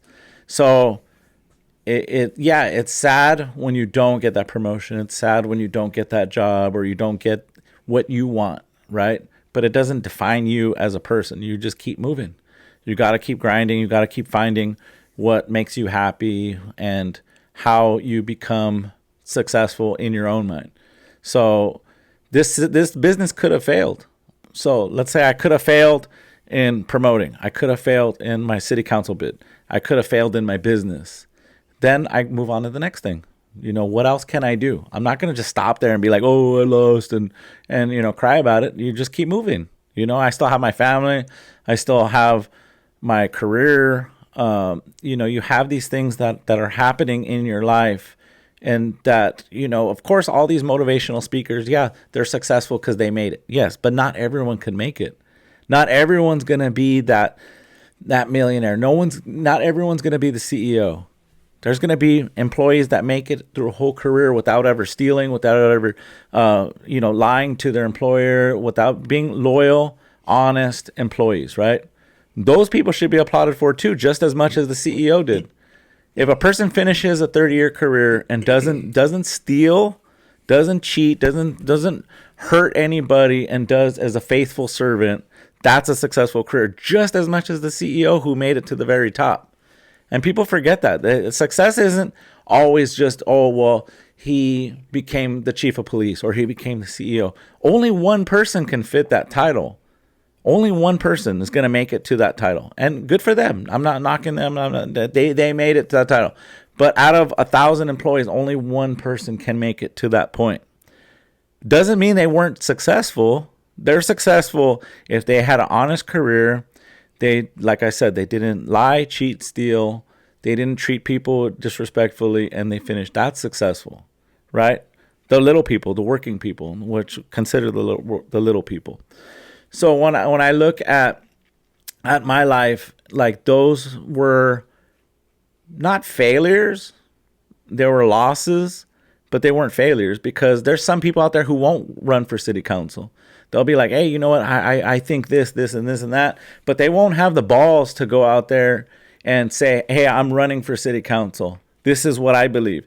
And there's a lot of people who talk shit about me during my city council bid. And you know what I thought? That's all you have to say? That's all you have to say? Well, because I'm Catholic or I fucking rent or I do. That's all you have to say. But you won't say I stole. You won't say I lied. You won't say I cheated. I stole from anybody. You can't say that. So that's your weakest argument. Fuck it. You know what I mean? And as far as my career, I've helped a lot of people in my career. And maybe some people didn't see eye to eye on my qualifications of who I am as a person and didn't know me. When I lateraled, it's different. When you grow up in an agency, people know you. They appreciate your reputation. They know your reputation. They know you as a person. So when you go to a whole new organization, they don't know you. They don't promote you. Not a big deal. It doesn't define me. I'm still a good public servant. I don't lie, cheat, or steal at work. I don't fucking violate people's civil rights. I'm a good public servant. As a business owner on that spectrum, I don't lie, cheat, or steal. I provide good customer service. Same concept across all boards. I'm the same person, right? And I'm not patting myself on the back. What I'm saying is that people know. So when my clients that I work with, when I talk to them, when I have conversations with them, they know, hey, you know what? Greg has a good product, but he's also a good dude too. And I like supporting his business. And I genuinely feel that when people meet me in that setting, we're professionals, right? Like there's really minimal conflict in this business setting. They need ice, I supply them with ice, right? And they pay me. It's a business. It's very that relationship is very transactional. But I also pick their brains and try to learn from them as a business owner. What are their pitfalls, what are their successes, what are their failures, and you learn along the way. But because people think that in order to say you're successful, you have to be at the top. Not everyone can make it to the top. So that's what drives me is that those failures along the way, or failures, losses, whatever you want to call them, that happened in my life, they don't define me. I don't live by like, oh, I lost, I'm done for. No, just pick a different avenue. Hey, I don't make it in politics. I make it in business. But don't make it in business. Hey, I volunteer. I volunteer too. No one knows that because like you don't tell people, oh, I volunteer. People don't volunteer. People don't start. People aren't willing to put themselves out there to do things that, for whatever reason, you know what I mean? Like they just don't put themselves out there. So in starting a business, you have to put yourself out there. And if you fail, you fail. It's not the end of the world.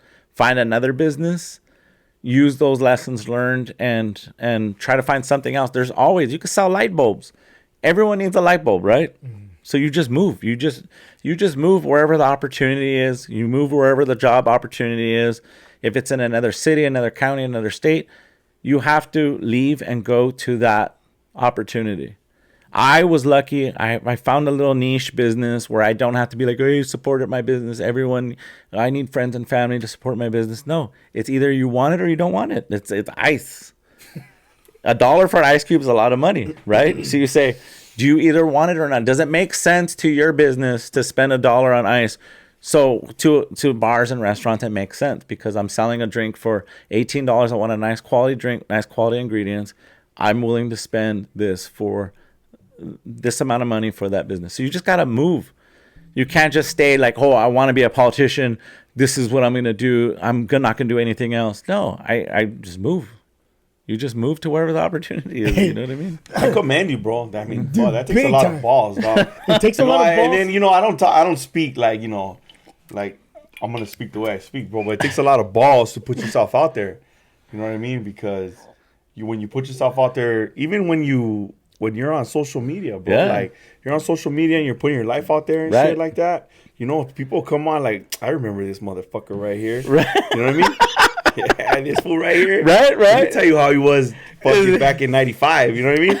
Yeah, when this fool was in middle school or when this fool was in high school, he was a nut or whatever. But when you put yourself out there, especially when you're running for something like, like when you're a politician, bro, you got strangers judging you. Yeah, bro. But I mean, they dig through everything, bro. Right. It's amazing what people can do. Right. You know what I mean? Like this FOIA shit, like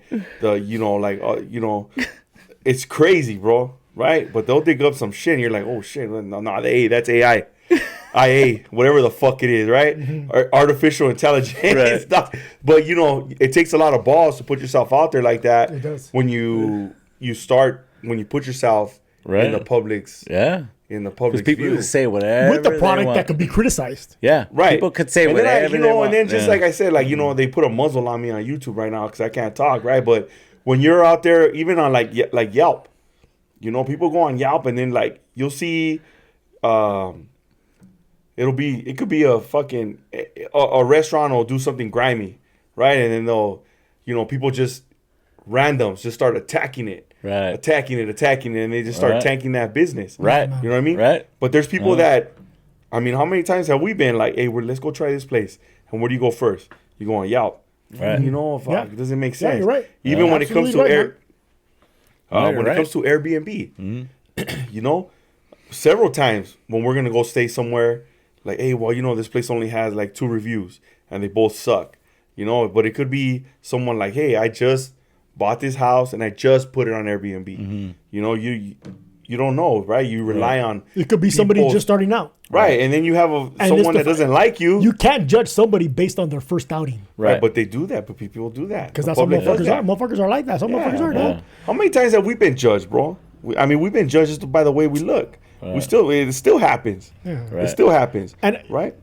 And okay, so we're it's a big risk, right? But what I have been thinking about hearing you talk. Imagine how much your future self would have been mad at your present self for not giving it a shot. Right. Yeah. You know what I mean?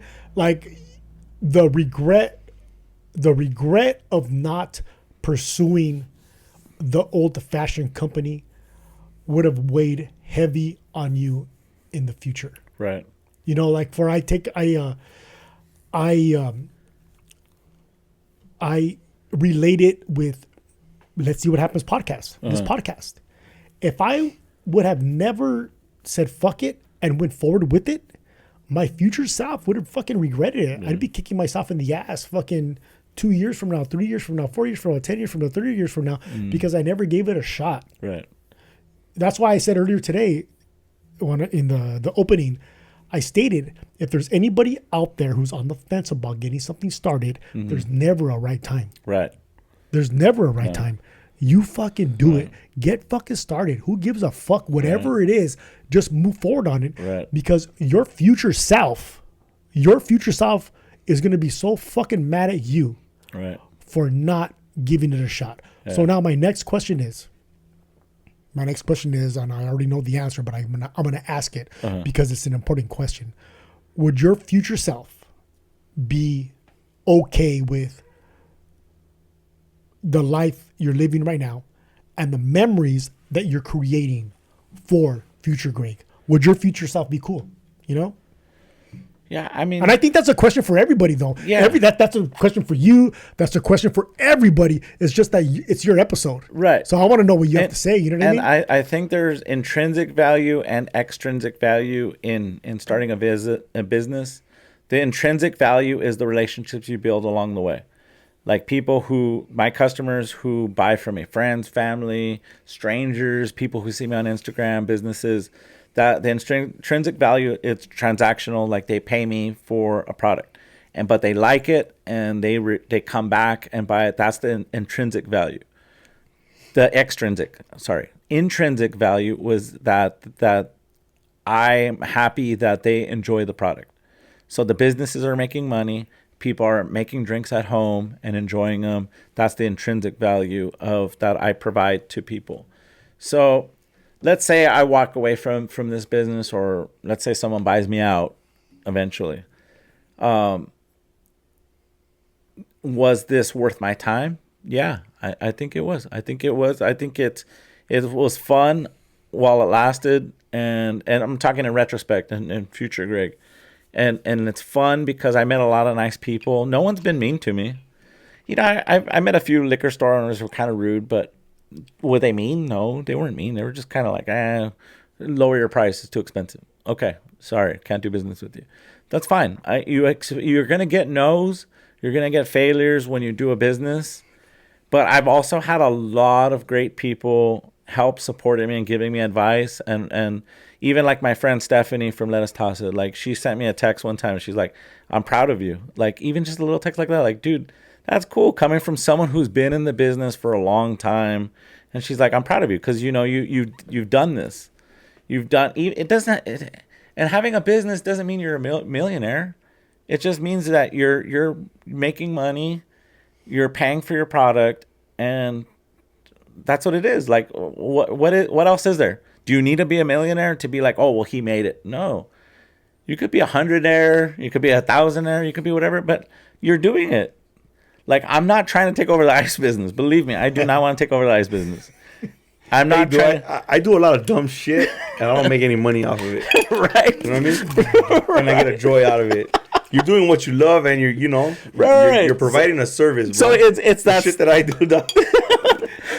So in my eyes, that's successful. It's like, when do you say, hey, this is successful? Yeah. Hey, I commend you. You know what I mean? Like, and that's what I say to any small business owner. You know, when you made that effort to go out there and try it, whether win or fail, whether you're a millionaire or a hundredaire, don't even know if this is a real word, but you did it. It is. You know what I mean? And it's cool because, like, I love to support small businesses.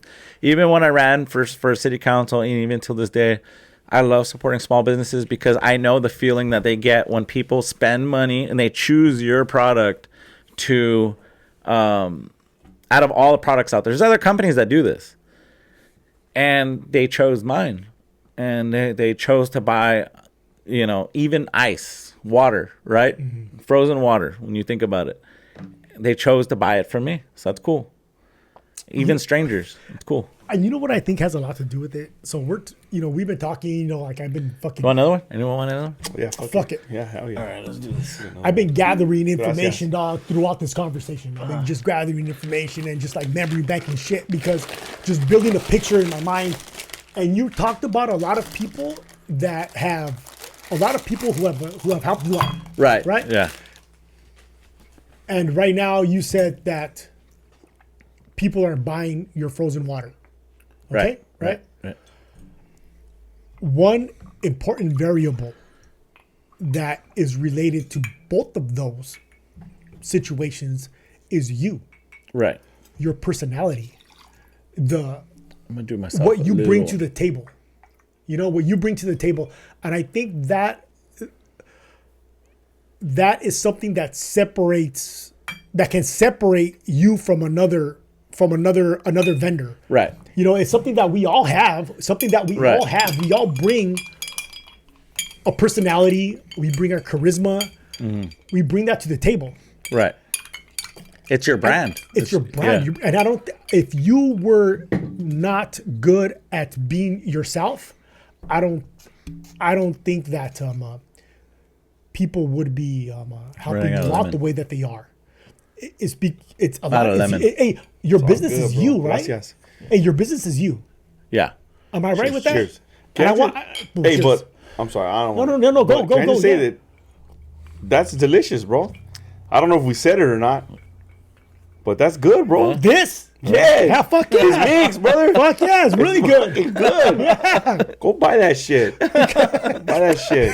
If you want to spend all day long while everybody's swimming, and you want to, you know what I mean? If you don't want to have a good time when everybody's at the pool Yeah, and just then make don't buy that drinks, and fucking buy sit in the this. kitchen. Right. This right here allows you to be. This Go right make a here poolside, allows you to homie. be in the pool. Right. It allows you to also have a good time. Right. Instead of not, I don't want to say wasting, but instead of spending your time making drinks for Right. the fucking room, Right. boom, you're cutting it in Get half. outside, bro. Make that. anything, yeah. You see how fast he made it right now? Right. Even keep it on ice. Right. Yeah. Hey, rewind to the beginning of the episode, and then forward to right now, and look at his eyes. Like, yeah, what did you See how tell me? much fun he had. What did you tell me a little while ago? Your eyes are just shrinking. They keep shrinking. Oh, hey, but I think. Okay, I'm sorry, No, go no, ahead. no. Fuck no, dog. No. But Charisma. What you personally, I can only because what you bring to the table, as just being who you are, I think that has helped your business experience the success that it has. Right. Because you bring a lot to the table, dog. And that's a Thank you. compliment. Thank you. No, It's a thank you. compliment. Thank you. Because if you did not jump on the phone and jump on social media, start contacting people, and then when you do come in contact with that person on the other side, you being able to talk to them correctly. Right. Being able to present yourself correctly Right. and get them on board. Yeah. That's a lot, man. You know, and I just wanted to say that I'm proud of you too. Oh, thank you. You inspire me. Thank you. You know, you inspire me, dog, to make myself better all around. Because in order to sell yourself, you need to be good at being yourself. Right. You know, and you need to be aware of the gifts that you have and what you bring to the table. Right. So I want to ask you this question. Well, you got something? No, go ahead. Oh, let me say something. Yeah, go. Yeah. Yeah, No, because I met Greg through you, right? And then, it's been like, I want to say at least 11, 12 years, bro. Yeah. Okay. Been a while. Yeah. But, been a while. but I've watched, from one day, from 1 year to the next, Greg's going to make drinks, boom, boom, boom, boom, boom. And now you have a product, bro. And that's fucking amazing, dog. You know what I'm saying? I sat through watching you make drinks. And not only that, like, it's fun, dog. Like, it's fun to watch you make drinks. I did that in Big Bear. Like you and I sat at the bar while he was behind the bar, Right. and people behind us were partying, and we're just like watching him make drinks. And it's like, like I don't have the personality for it because I want to be part of the other group. You know what I'm saying? Like, I want to be over there partying. You know what I mean? But I understand that you're having a good time and you're watching Right. people party. Like, It's not because they're work. enjoying what It's just, I guess it's like if you're a chef, Yeah. and you're making like a bomb ass bean and cheese burrito, and you're like, fuck, look at them, like they're just going for it. They want another one, I got you. Yeah. You know what I mean? Right. I got you. So- Boom, you want another That's one? why I people got always you. think because I'm in the zone when I make Yeah. drinks. Because I use sharp knives too, like to trim the ice. So I like would've I fucked don't my want to finger drink. off, dog. I don't want to drink when I'm making drinks. So people always think, oh well, you're so serious. But it's like, no, I'm keeping track of the measurements because you want to make sure the Yeah. measurements are right. My So- drinks would just wait to shit, or like as far as they go. They're like, "Hey, you suck now." They would have kept getting Yeah, stronger. like, hey, 'cause- as you got buzzed, Hey, the because- drinks would have kept getting stronger Dog, too. you know the first one you make is like good, bro. Like, oh, hey, you want a good michelada? I'll make you a bomb one, right? and then someone tries it, they're like, fuck. And then it gets passed around, and all of a sudden you're just you're designated, and you're just watching everybody have a good time. That's not fun. Well, that's not fun for me. Yeah. You know what I'm saying? No, Grace got the personality for it. But I get mad with motherfuckers when I get out of the pool to get my beer, or I get up to get my beer, and then somebody's like, "Hey, give me one too." I'm like, "Fuck, I got you." And then you come back, "Hey, give me one." Oh, fuck, I got you. That. Throw the fucking ice chest in the pool. or when everybody's in the pool and you're the one that's not in the pool, Right. and everybody's like, "Hey, fucking, hey, give me one." Since you're out. Since you're out. Yeah, since you're out, I'm just gonna get in the fucking pool. What the fuck? Or just, you know what I mean? Like, so yeah, so you find, so this is another thing. I don't know if I said it before, but you made a business out of something that you enjoy doing. Right. Yeah. Right. And that's fucking It started important, off as a hobby and then became a business. And then, Oh my God. And I That's seen that another happen, bro. podcast. That's the thing. I seen that happen. You seen that happen. Yeah. You know what I mean? Like, we watched you, bro. Like, I've sat there, watched you make drinks. Like you said in the beginning, like, hey, he's gonna do this, and everybody Zal's Greg, bro. Yeah. Mm-hmm. Right. Here, you know, boom, boom, boom, boom, boom, because we're gonna drink all day. Right. You know what I mean? And we're gonna drink good shit. Yeah. You know what I mean? It's not like, hey, we're Right. pitching in for fucking ultras. You know what I mean? This is the Right. And Right, like, no, we're pitching in for premium drinks. Yeah. I have Exactly. Me personally, I have never sat down and I have never done this before. Like sat down and drank these. Have you ever done this? You haven't. I know you. No. Yeah, I sat down and I've never. These are the most old fashions I've ever drank in a row. Really? I drank 4. These are the most I've ever drank in a row. You know, and it's because they're good. If they sucked, like, I would have stopped. No, they're delicious, brother. No, thank you. They're delicious, and I'll tell you before we jam. Well, I already told you I want a shirt. Yeah. I want a shirt, hat, Yeah. one of those. You know what I mean? A bottle of it. Definitely. Yeah. Hey, and you know, like I know the people watching, like you know, they watch this drink it, you know, but it's good. It's great, bro. And if you could find a way to ship your ice, No, the ice is hard to ship. That'd Yeah. be crazy. right? No, hey, dog, because having those ice cubes at your pad, imagine. Yeah. They're like, fuck, this fool's doing. They just look good. Fucking Ray, he swears. He swear everybody has fucking. They're digging in the fucking hielera. Ray, here's food. And I'm giving you $3 cigars from down the street, but taking out the fucking wrappers. Hey, foot. Not only that, you're pouring fucking all this fucking whiskey. You know what I'm saying? With this cube, the volume of the whiskey and your product goes down, brother. Damn. Hey, so okay, wait, hold on. I got a couple more. But that's hey, if you could find a way to ship your ice, Yeah. you know what is that shit that they used to sell? They used to Dry ice. dry ice. Yeah. Can you ship it off dry? You Because could people you ship could, steaks you and could, shit like you could that. ship right? it out with dry ice. Yeah. You could. Yeah. All right. So what did I say? I don't even know what the fuck Was that a poem? Yep. And another thing too, like drinking like this on It's a fun. podcast. It's fun. It's fun. It's very fun. But it's also kind of like, it's like you told me last week. I have not been that drunk in a very long time. That And I thought you did good, bro. yeah, because I'm good I at didn't know doing he that. was fucking- I'm good at looking sober when I'm loaded, but here You should teach a class on that. I'm here That's talking. fucking- You know what I mean? So, but it's a risk. But if it did not taste good, I would not be taking the risk of fucking giving a. Well, because a fucked hey, you up- know what? In fucked all up this time podcast. that I've never seen you really drink a liquor like that. Yeah, I have my Jack and Coke years. But those were like my. No, that's bro, when I was out. Like, You know, in the time that we've been here. yeah. No, this is a great time, Yeah. bro. This is a great time. Yeah. Thank you. Okay. All right. So let's start wrapping this up. And I'm going to start asking you the questions that I ask every podcast member. If you were able to give you've answered this question before in the past too, but everybody changes. And that's what I like about having past guests on. Because throughout the years, everybody changes. You're not the same person that you were last year. Right. You're not the same person. I'm not the same person I was fucking last month. So my question is, if you can give your freshman self advice, what would it be? As far as like a business or Anything. So as far as a business, what's important for your freshman self to know right now? I would say if you're starting a business, I like doing everything like home based. You know, like for example, if I could just start off without permits, without paying rent, without doing it, like if I just start off from home and selling to home bartenders and trying to cut out, you know, paying rent or paying for permits, paying for licenses and all that stuff, because you want to make sure people are going to like it and you're going to get customers, right? So that's why I don't knock like the taco stands or home-based businesses. I never knock those because you don't know if your product's going to do good. Like, what if your tacos aren't that great? You know what I'm saying? Like in a taco stand, people always call, oh, they don't have permits, they don't have all that. Like, it's like, well, they're trying out their business. You know, they're putting themselves out there, seeing if their product works. And I don't knock those people at all. I think that the permitting process is very not non-business friendly.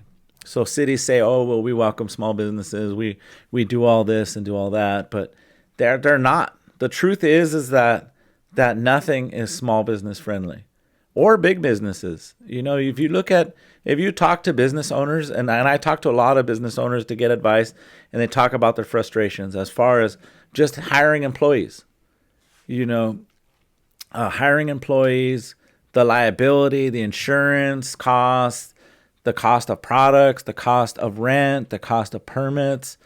It's not business friendly. None of this is business friendly. Is it? There's a lot of obstacles. There's a lot of obstacles, and the stress. And I do this part time, right? If I'm stressed out about it and thinking about all these different obstacles, how do you think a big business feels like hiring employees? Then when you hire employees, you got to think of different things like sexual harassment. You got to think about people stealing. You got to think about all these different liabilities that are involved in running a business and how stressful that could be. And I talk to a lot of these business owners, and I'm like, I'm shocked like how they deal with all this, because if I think about this part-time business all the time, how do they have multiple businesses and multiple places, multiple employees and vendors and all those things?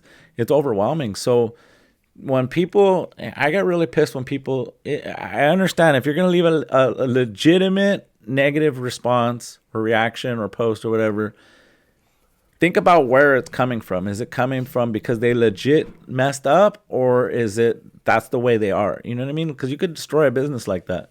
So my advice or my learning points is start off small, see if it works, try it out without the liability, without the expenses. And then once you get past that phase, then start scaling up. I had to do it differently because I knew a lot of eyes were watching me. So that's why I did everything legit. I talked to the state about my taxes. So I talked to the county, did all my permits and registrations, and it was frustrating. It was very, very frustrating. Like even the fire inspection, for example. Like I'm getting my health department permit and they're like, oh, well, the fire department needs to come out and inspect it. I was like, well, why? They already done an inspection on this business. Otherwise, they wouldn't have been a business. So they were going to charge me like $150, right? And they don't let you make payments on any of these things. You got to pay up front before you've even made any money. So you pay all this money. So I was like, fuck it, I'll pay for it. If it's a new ordinance the council voted on. Oh, really? To help small businesses, I got to pay $150 more to tell me I need a fire extinguisher and a smoke alarm. Okay, fine. So they did the inspection. Even the inspector came out. She's like, I'm going to waive the fee. I was like, thank you. Because she understood that it's a shared kitchen. Yeah. That they've already been there. For that business that's already operating. Like you said earlier, we were talking about this earlier. Exactly. It's a fucking racket, dog. Yeah, it's a fucking racket. And but meanwhile, the homeless could set up shop, right? Do whatever they want, have a 3-story tent. You know what I'm saying? I'm not okay. And go ahead. Let me. It's a racket. Scratch that. It's a racket, dog. It is. To me, it is. And these city councils and county politicians, all this stuff, they want to say, "Oh, we're friendly to small businesses." No, you're not. Let's stop it. You're not. It's one thing to say it, but your actions speak louder than words. Yeah. Right. at the very least, let you make payments. Like the health department. And I don't know, I'm talking a little bit of shit, but it's frustrating because I see what these restaurants have to deal with, and they have to pay up front. They haven't even made any money yet. How are you going to pay $400, $500, and you don't even know if your business is going to do good? You don't even know if you're going to make pay up, but you got to pay this $500 fee up front and then hope your business does good.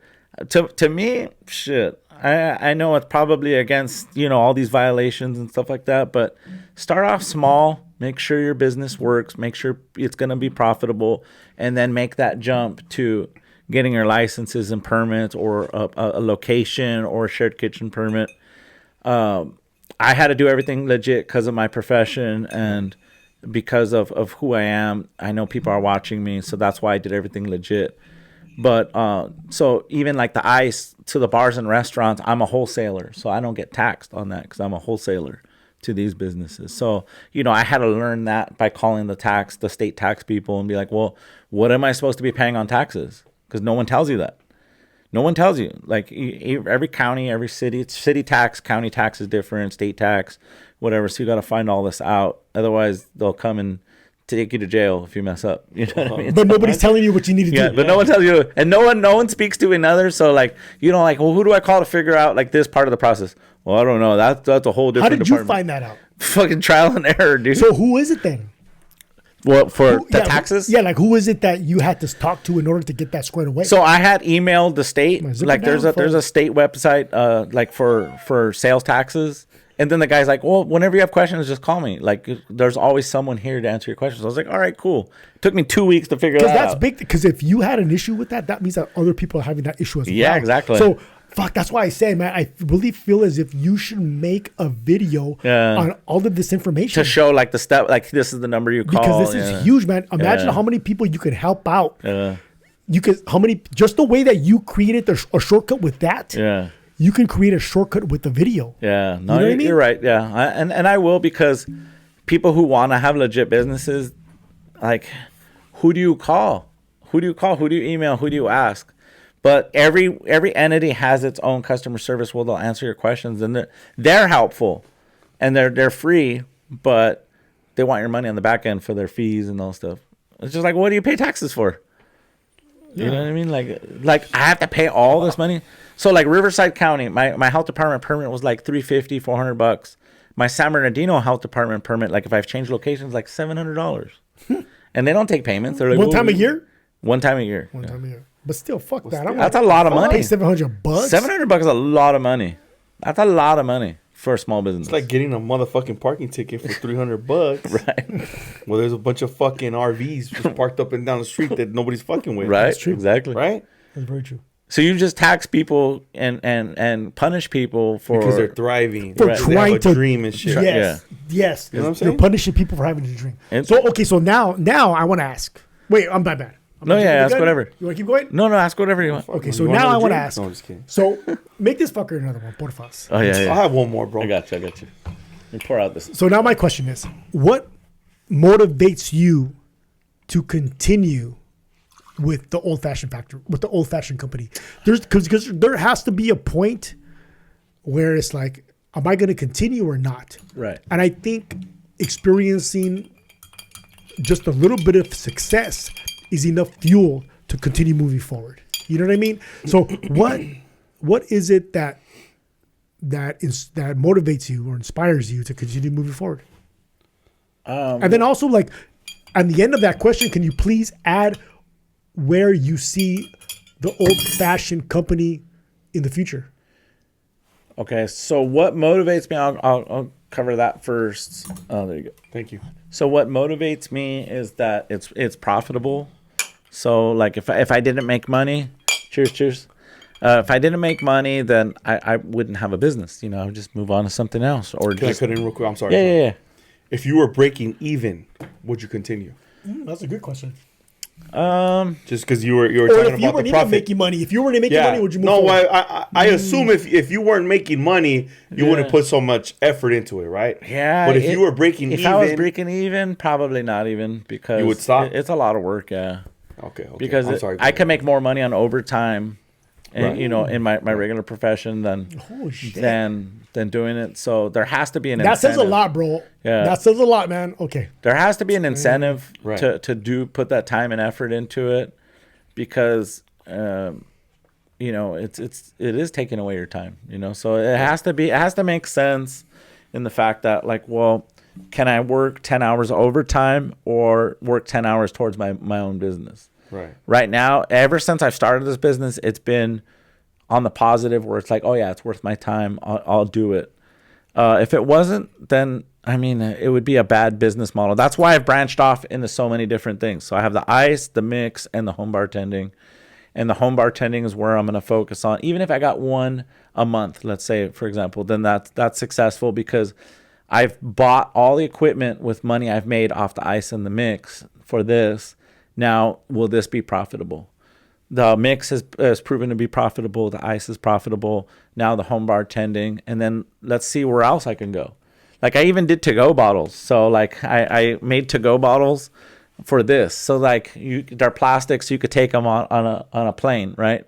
So they're TSA approved. What? And no other company is doing that. I never would have thought about So, that. yeah, I brought a little. I think I brought a couple of the bottles. Shoot some of those, though. They're like little bottles. So they're little plastic bottles, so they won't break.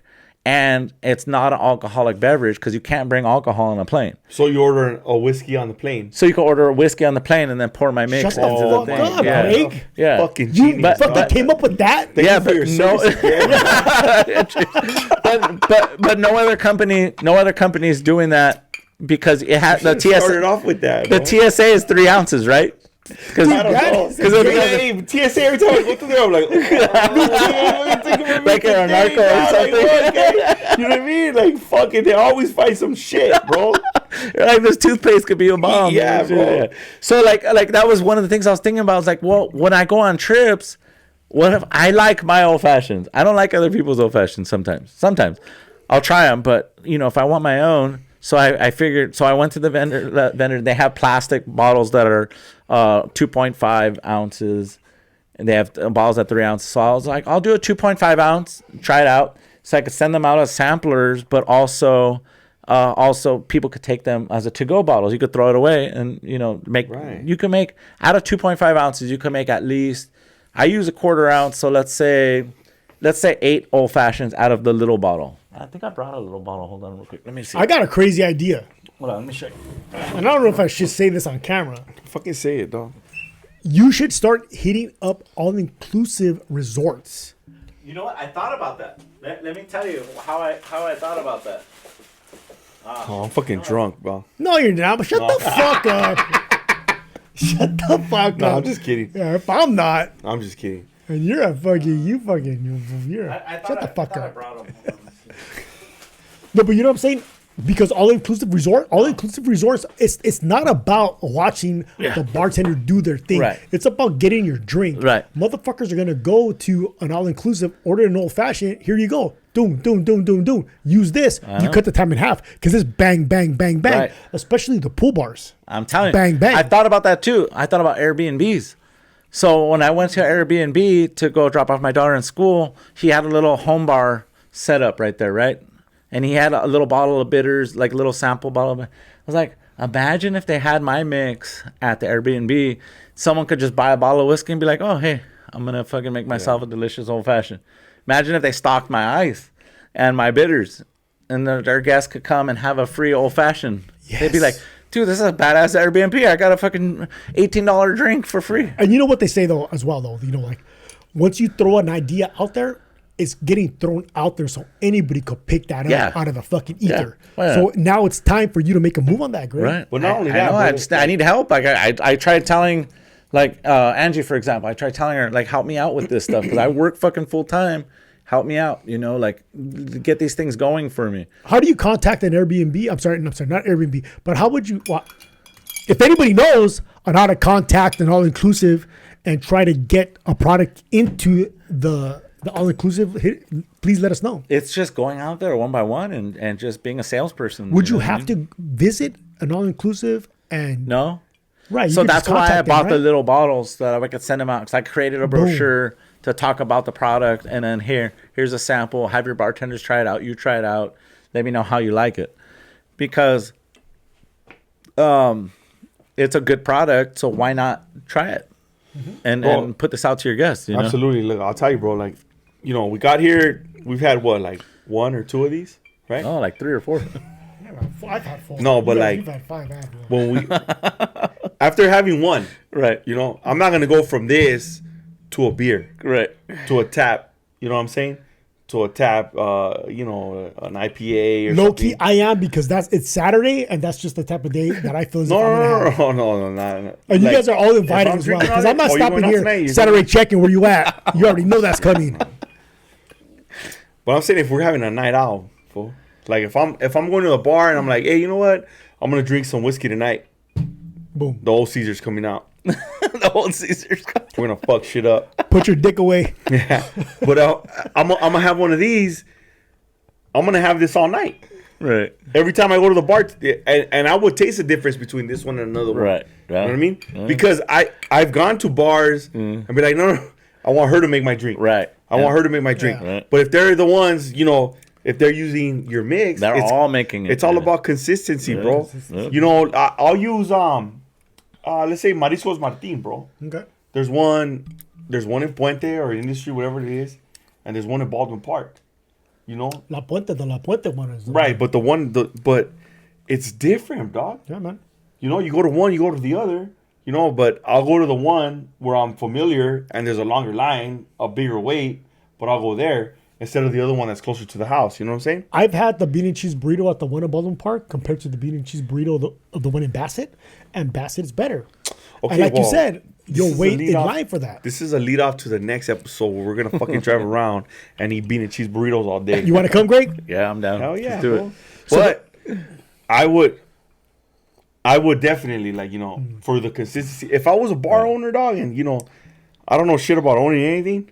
You know what I mean? But I'll be like, hey, we're gonna get that, Right. you know, and then if we get a good margarita mix, you know, hey, my tia knows how to make fucking bomb ass fucking whatever. Right. Boom, have her bottle that shit, and we're doing that because it tastes the same all the Right. time, no matter who pours it. Right. You know, you gotta, hey, do this much of this, this much of this, and this much of this. Add your favorite. Yeah. Add your favorite alcoholic beverage. And then boom. So because this is not alcohol. So And it's I gonna even taste the same found all the time, bro. a different way to do it since my work doesn't let me pour. So I've done it for a few house parties where I could pre-batch it and then the guests pour themselves. So like I set it up like stations with a sign where it says like, hey, you know, put the ice, add this much whiskey, add this much of the mix, and then you're done. That's fun. And that worked out that's good. even So That's more like fun. that's like So- a painting party where Yes, people come yes, down. yes, You know yes. what I'm saying? Fun, Yes, they'll yes. paint Oh, you do a that? paint Yeah. and wine party. yes, because it's That's a really cheaper good idea, version man. because bartenders are expensive. There's no way around it. Bartenders are expensive to hire a home bartender. That's just the industry overall. You're paying $35 an hour plus.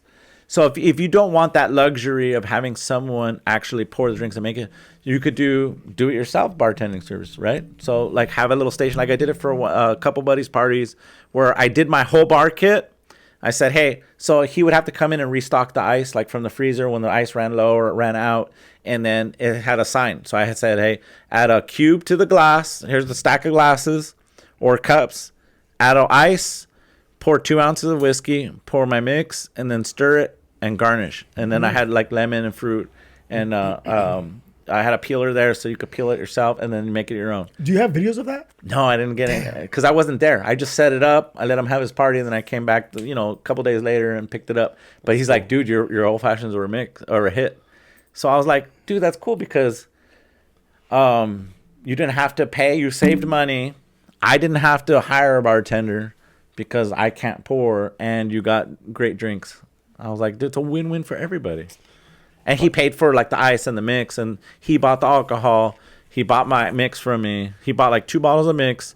He bought my ice, bought a couple dozen cubes, and then just restock it every once in a while, just like you would any party. So it's a cheaper alternative to having a bartender there. Yeah. So you could do that with any drinks, though. You could make mixes for anything. That's why pre-mixed margaritas, you could buy those at like Costco, retarded, like pre-mix, and you just add the Yes, man. ice Yes, and you yes. add a little lime garnish, whatever. So the idea is already out there. It's just in this space, there's not a whole lot of companies doing old fashions. There's a few, but there's like maybe a handful of companies, but that's why I threw my name into the hat. And Why not? people could right? buy it. Yeah, why not? Hey, not dog. throwing Hey, him in. imagine the fucking guy that said, I'm going to get these foam cups and put a fucking thing of tahini in it Right? and sell them for fucking $3. That's at what the that's what liquor I always store. tell people. I was like, imagine the motherfucker who came up with those crazy. little plastic candles. Right, I was like, bro, imagine like- one day this dude was at home and told his wife, "I'm gonna make plastic candles that don't burn out," and you just put Hey, them. this Do is the you know first what time I'm I'm doing saying? this. Hey, I'm gonna let this shit run. I'm gonna take a piss. I'm gonna be right back. Dude, We're dude, gonna fall. hey, but do you know what I'm saying? Like imagine that dude who came up with the little plastic candles that you sell at the 99-cent store. Yeah. Imagine if you seen those, and that guy told his wife, I'm gonna sell plastic candles. And his wife was probably like, "You're not taking any money out of our budget to do that." And this motherfucker went out and made plastic candles. Yeah. And now plastic candles are sold. I still use them every year, Yeah. dog. I take them out and put them Yeah, out for right. fucking Thanksgiving. But imagine someone came up with that idea for a product, and then they were like, "I'm gonna do this," and who knows whoever this nameless person said, "I'm gonna sell plastic candles." Probably, crazy, I don't know. right? Probably made millions of dollars. telling you, from brother. plastic Hey, you can well- sell anything. This is delicious, bro. If everybody that's watching could taste this, it's fucking bomb. So where can they find it? Just So, on Instagram. mainly So on- if they wanted to buy a batch right now, if they wanted to get some merch, a hat, Yeah. or if they wanted to buy, the old fashioned mix. Right now on Instagram, so like I could ship the mix, the glasses, the merch. I'm not shipping ice right now because I haven't really got down to the packaging for the Right. ice. Like I would have to get a little ice chest and dry ice and do all that. It would be pretty expensive. Right. Because I saw $1 a cube, but you figure for the shipping packages and all that stuff, I'd probably add another $5-6, maybe $10 to ship the ice. So I've never shipped the ice yet, and it's just about buying the products, to ship it. So Okay, but if they wanted to find you, where would they find you? It's on Instagram, the Old Fashioned Company. And what would make it worth? Like if someone was having a party and they wanted to buy some of your, let's say they want ice for their wedding, for the quinceañera. How much? So how much would someone have to buy for you to say okay, I'll deliver however many cubes if they're gonna have a birthday party? What makes it worth how much of your product do they have to buy if they want to get the ice locally, and how far would you go? Because you said you're based out of like the Chino area. Yeah. So locally, if somebody wanted to, because you're gonna ship your stuff, Right. you're gonna ship it. You can ship that anywhere in the Right. world, right? But the ice, Right. I'd say. I mean, I would charge a delivery fee, but I would say maybe $100. it's not Locally, like if someone having a party or whatever, because I'm starting to bring my nephew on board and get my son on board, but my nephew drives, so like I could facilitate that. So like another issue too, as you're starting a business, is distribution, right? Right. So shipping, distribution, the shipping, I have a good little third party company that does through the UPS and USPS. Which makes it affordable. So, like for Georgia, let's say for the bottles, I sent That's to what I Georgia. thought of when you asked about Yeah. sending, about shipping. I thought about Georgia. Yeah. So when I shipped to Georgia, the shipping was like $12, which is really good it was 2-day shipping. She got it in a couple days, and it was about $12. So that's good. Now ice, I haven't priced it out. I haven't bought the packaging yet, but to ship ice would probably be a little bit more because it's heavy, and so. Now bringing my nephew on board or bringing family on board to help me is scaling up little by little, because now I'm making enough money where I could pay someone else to start helping me and then start scaling up. The distribution is always a big issue, like especially in the alcohol business. Like for these bottles, for example, this company is, I don't know, it's distilled in, I don't know, Kentucky, right? So they got to pay distributors to ship that all over the country, right? So distributors probably about 30%. So let's say they're selling that bottle for, $50. It's probably $50 bottle of whiskey. 30% of that's going to the distributor. And then you got to figure out you got to pay for labels, bottles, and your own. Sorry, dog. I these just fucking whis- drank out of there. Good That's for fine. you. Good for you. You're at home. You I can saw drink you. as much as you want.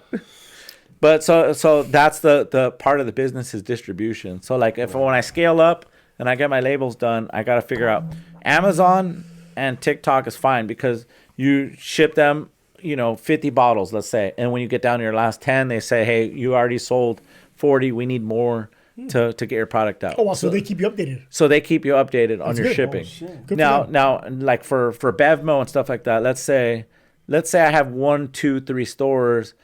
I either got to figure out how I'm going to ship it to them or deliver it to them. And then I got to pay for that shipping cost or delivery cost. So when you look at a $15 bottle, let's say I'm selling 20 bottles. Let's say I'm selling 3 cases of it.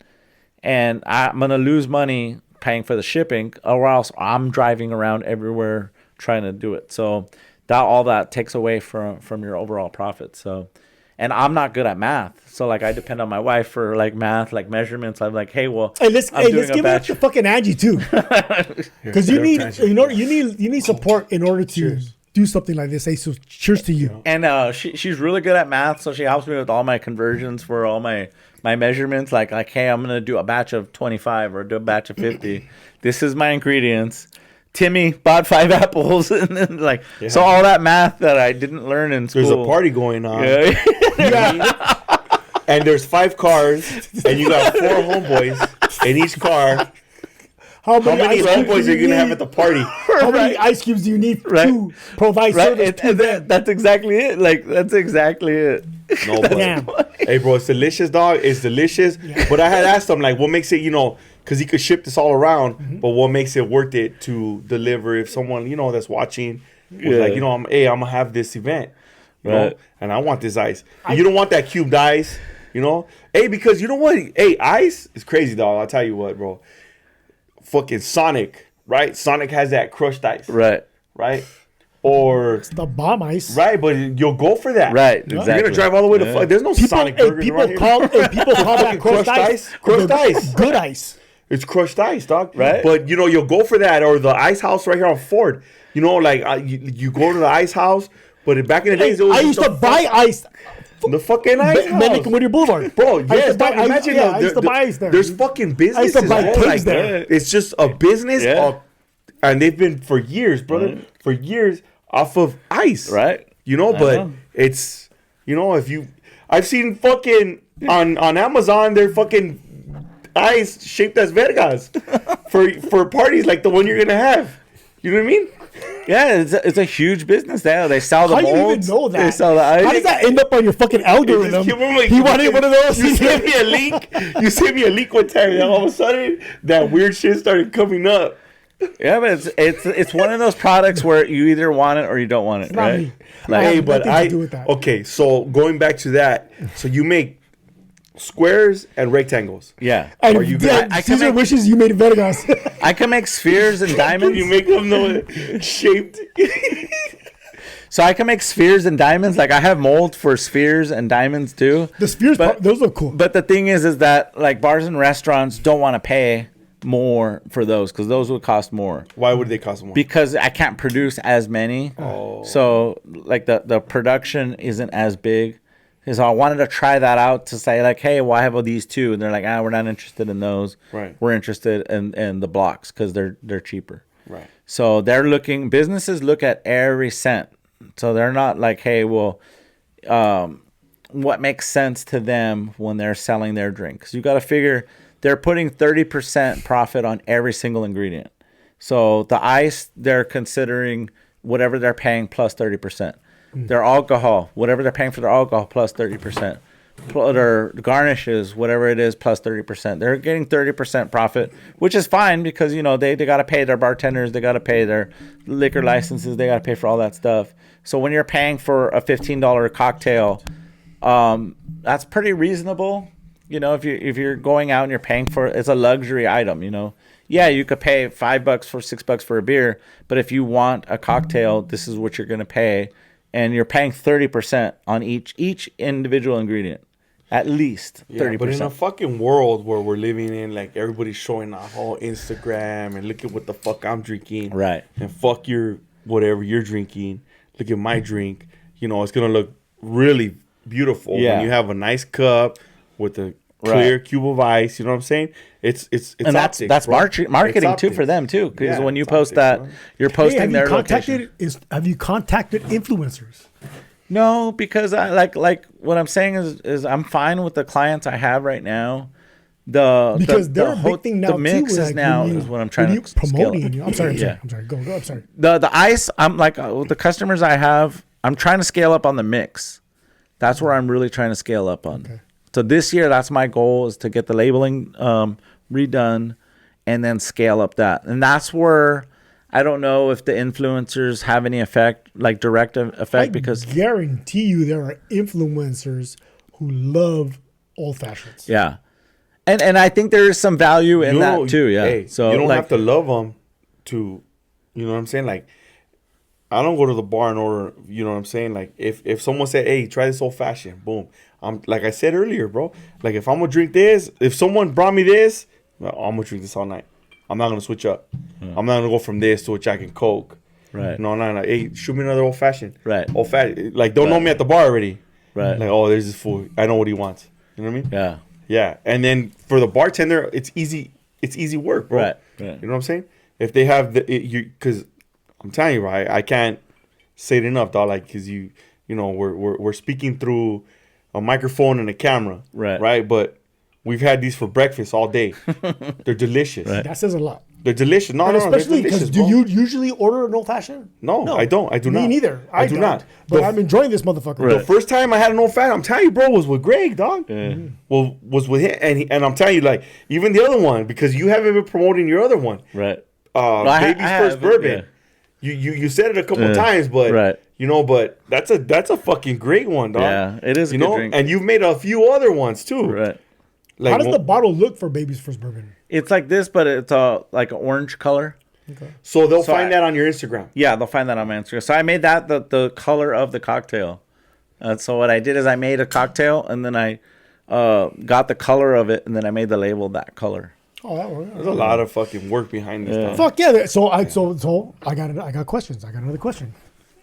So I really think one thing that I've been doing is asking the guest to recognize someone who has inspired them, because it's very important to recognize that person, because that person might be just walking around in the world not knowing the positive effect that they are having on other people. Right. So can you please take this time right now to recognize someone who inspires you and how they have inspired you? So I would credit a lot of different people. So like Angie helps me out with business stuff. Lynette from L21 Creation, Stephanie from Let Us Toss It, San from OPSEC, Anthony from Mule Cart and Bottle Shop, all these different people, Venetia from June's, all these people have given me different pieces of advice about business, about customer service. And there's a lot of people, like even Victor from Press Depot. I'm trying to shout out everyone who's kind of been involved in my business. All these people have helped me come up with ideas or customer service issues, different pitfalls to be aware of. They've all given me little nuggets of advice. So I wouldn't narrow it down to one person as far as like in a business sense, because they've all offered something, whether it was math, product, vendor advice, all these different things. So it's not just me coming up with all these ideas. It's a little bit from everybody who I've talked to in this industry. They gave you advice based on experience. Yeah, on their experiences, and like Jorge and Vidi too from Amazing Pokey. You know, I asked them questions, you know, and they offered their experiences and their failures and successes, and coming from a small business, or, you know, even their successes and failures is different. I receive them different than receiving it from like something I see on YouTube or some motivational speaker on Instagram, because I have that connection with these people because I know them personally. So I could ask them like, hey, well, well, how do you deal with this? Or, oh, I'm frustrated with this. And they say, oh, well, this is what I learned. And there's little nuggets of wisdom like that everyone can offer. So you don't have to be like a Bezos or Elon Musk to give advice. All these people have different advice. And that's what's even good about this podcast, because it's like I'm getting this information out from things I've learned, and hopefully people get a little bit of wisdom from that, and just, be aware of these situations, because a lot of people go into businesses just like me, blindly not knowing business or studying business, and then trying to figure it out along the way. So that advice is golden. And they don't charge. They don't have big seminars. They don't have podcasts. They don't have YouTube channels. They're just saying, hey, look, this is what I learned, and this is what I learned from my employees. This is what I learned from my customers. This is what I learned from my vendors. This is what I learned from my experience of running a business. And they're telling me this stuff. They don't have to. I'm not paying them. But they offer that advice. And then, just my own life experiences in my profession, and people who have inspired me along the way, and each of those people have little nuggets of wisdom that they've instilled into me. And that's what's important as you go through life, because if you don't listen, then people won't tell you. If you don't take the time to listen to someone and say, hey, you know what? I'm going to give you some advice. And you have to have an audience too. You know what I mean? Like, I could say all the stuff all day, and if someone doesn't like you, they're not going to listen to you, right? So that's where that whole charisma and character and charm come into play. Is like, well, who are you going to listen to? You're going to listen to the people who care about you individually and care about to see you succeed. Because there's people, no one's been mean to me. I'm not going to say anyone's been mean to me per se. But I mean, there's people who have been like, I'm not really interested in what you're doing, so I have nothing else to say. Okay, fine. I respect that too. You know what I mean? Like, hey, you're in this business, that's fine. I'm not gonna bug you for anything. And then there's people who are like, yeah, if this is what you're looking for in your business, this is who I would go to shop or to buy stuff, or this is what you need to do. A lot of it's just trial and error, and a lot of it is just, I would say, luck too, as a big part of it. I had some businesses, some of my clients were just opening up their businesses. So I was in that conversation where they didn't already have a solid vendor, where they're like, hey, I already have a vendor. I'm good with them. Like, I don't want to mess with you. So that luck was part of it too. And then just the personal relationships where they can call me and say, hey, I'm out of ice. I need it right now. It's like, come on, dude, I'm not on call. But I'm going to do it because I know how important this is to your business. So I'm going to get that ice to you tonight. You know what I mean? It's like I'm just sitting around waiting for people to call me for ice. You know what I mean? But, I know how important it is to their cocktails, because if I don't give them their ice, then they're going to lose out on sales. So it's like there's a sense of urgency in that fact, where if they were dealing with a bigger company, they would be like, dude, we're in LA, we're not going to take you ice tonight. You know what I mean? Mm-hmm. So that personal little contact where they could say, hey, well, I'm going to text Greg and be like, dude, I'm completely out of ice. I need ice tonight. It's like, all right, I'll stop whatever I'm doing and take you ice. You know what I mean? But I'm going to make it happen, where a big company probably won't send someone from downtown LA all the way to the IE to get ice. You know what I mean? That's big, man. Yeah, no, it is. Yeah. And I know that, but it's just like, and I can't charge extra for that. It's just, it's part of the business. And like, I'm offering them a service. So. That service comes with doing business with you. Yeah. And that's very important. Right. Fuck, man. Imagine, I'm just thinking, I was like, imagine buying having to buy ice trucks to transport ice. Imagine having people on call who are prepared to transport ice to these establishments that require ice at that moment. Mm-hmm. You know what I mean? I'm just what would they pay? I'm just thinking about that right now. I'm just thinking about. And I want to say that the it's like the water company or some shit, that like the biggest ice, the one that you see at all the liquor stores, bro. Uh-huh. That's the ones he was talking about. Yeah. Those freezers there. Yeah. Like, when you go to fucking like with the ice, Right, with the fucking just the polar ice. bear. It just says ice. Yeah, With the polar bear on it? Right, you're just like, hey, 2 20-pound bags. Right. Right, but yeah. but I didn't even think that's the coolers don't even belong to them. Yeah. They belong to the company. It's just Yeah. coming and selling frozen fucking water. So a lot of like the liquor stores and businesses said like if you could provide a freezer, we'll put it up. Yeah, we'll sell your ice. But at the time, in the I beginning, have a freezer at the house, bro. It's blasted with stickers, but I have a freezer at the house. If you have a liquor store by your house, bro, I'll throw it in a liquor store, bro. But that's what I was thinking of. At first, I was like, okay, well, I'm gonna sell liquor stores, home bartenders, but then distribution becomes the problem. Because then I gotta drive to all these different Because locations. you got to go get it from where you're freezing it. Yes. And then bag it and then drop it off. Yeah. Right. And then they got to sell it. Yeah. Process. And you'll get there, bro. I know you will. That's why I'm thinking of the future. No, you'll get there. That's why I'm happy. I already know, bro. That's why I'm I already happy know. with the customers I have because it's like, yeah, it's cool because they're ordering 300, 400, 500 cubes a week. Some of them are ordering, 100, 200, and it's just like, dude, that's cool. I'm good with drinking it up. I'm good with whatever you need, and then that's why I kind of like scale down the ice to the customers I have, and then the mix is where I'm trying to scale up, and then the home bartending. Just average. So like I'm good with the ice, mix, bartending. And that's where I foresee it in the next year. That mix is delicious. I say Thank that. you. The Appreciate old fashions you made us, and then you make them quick. You know what I mean? I agree. Mission accomplished They're with fucking that. delicious, bro. Okay, so the last guest that I had on, Anthony Biscotti, MC Bad Boy.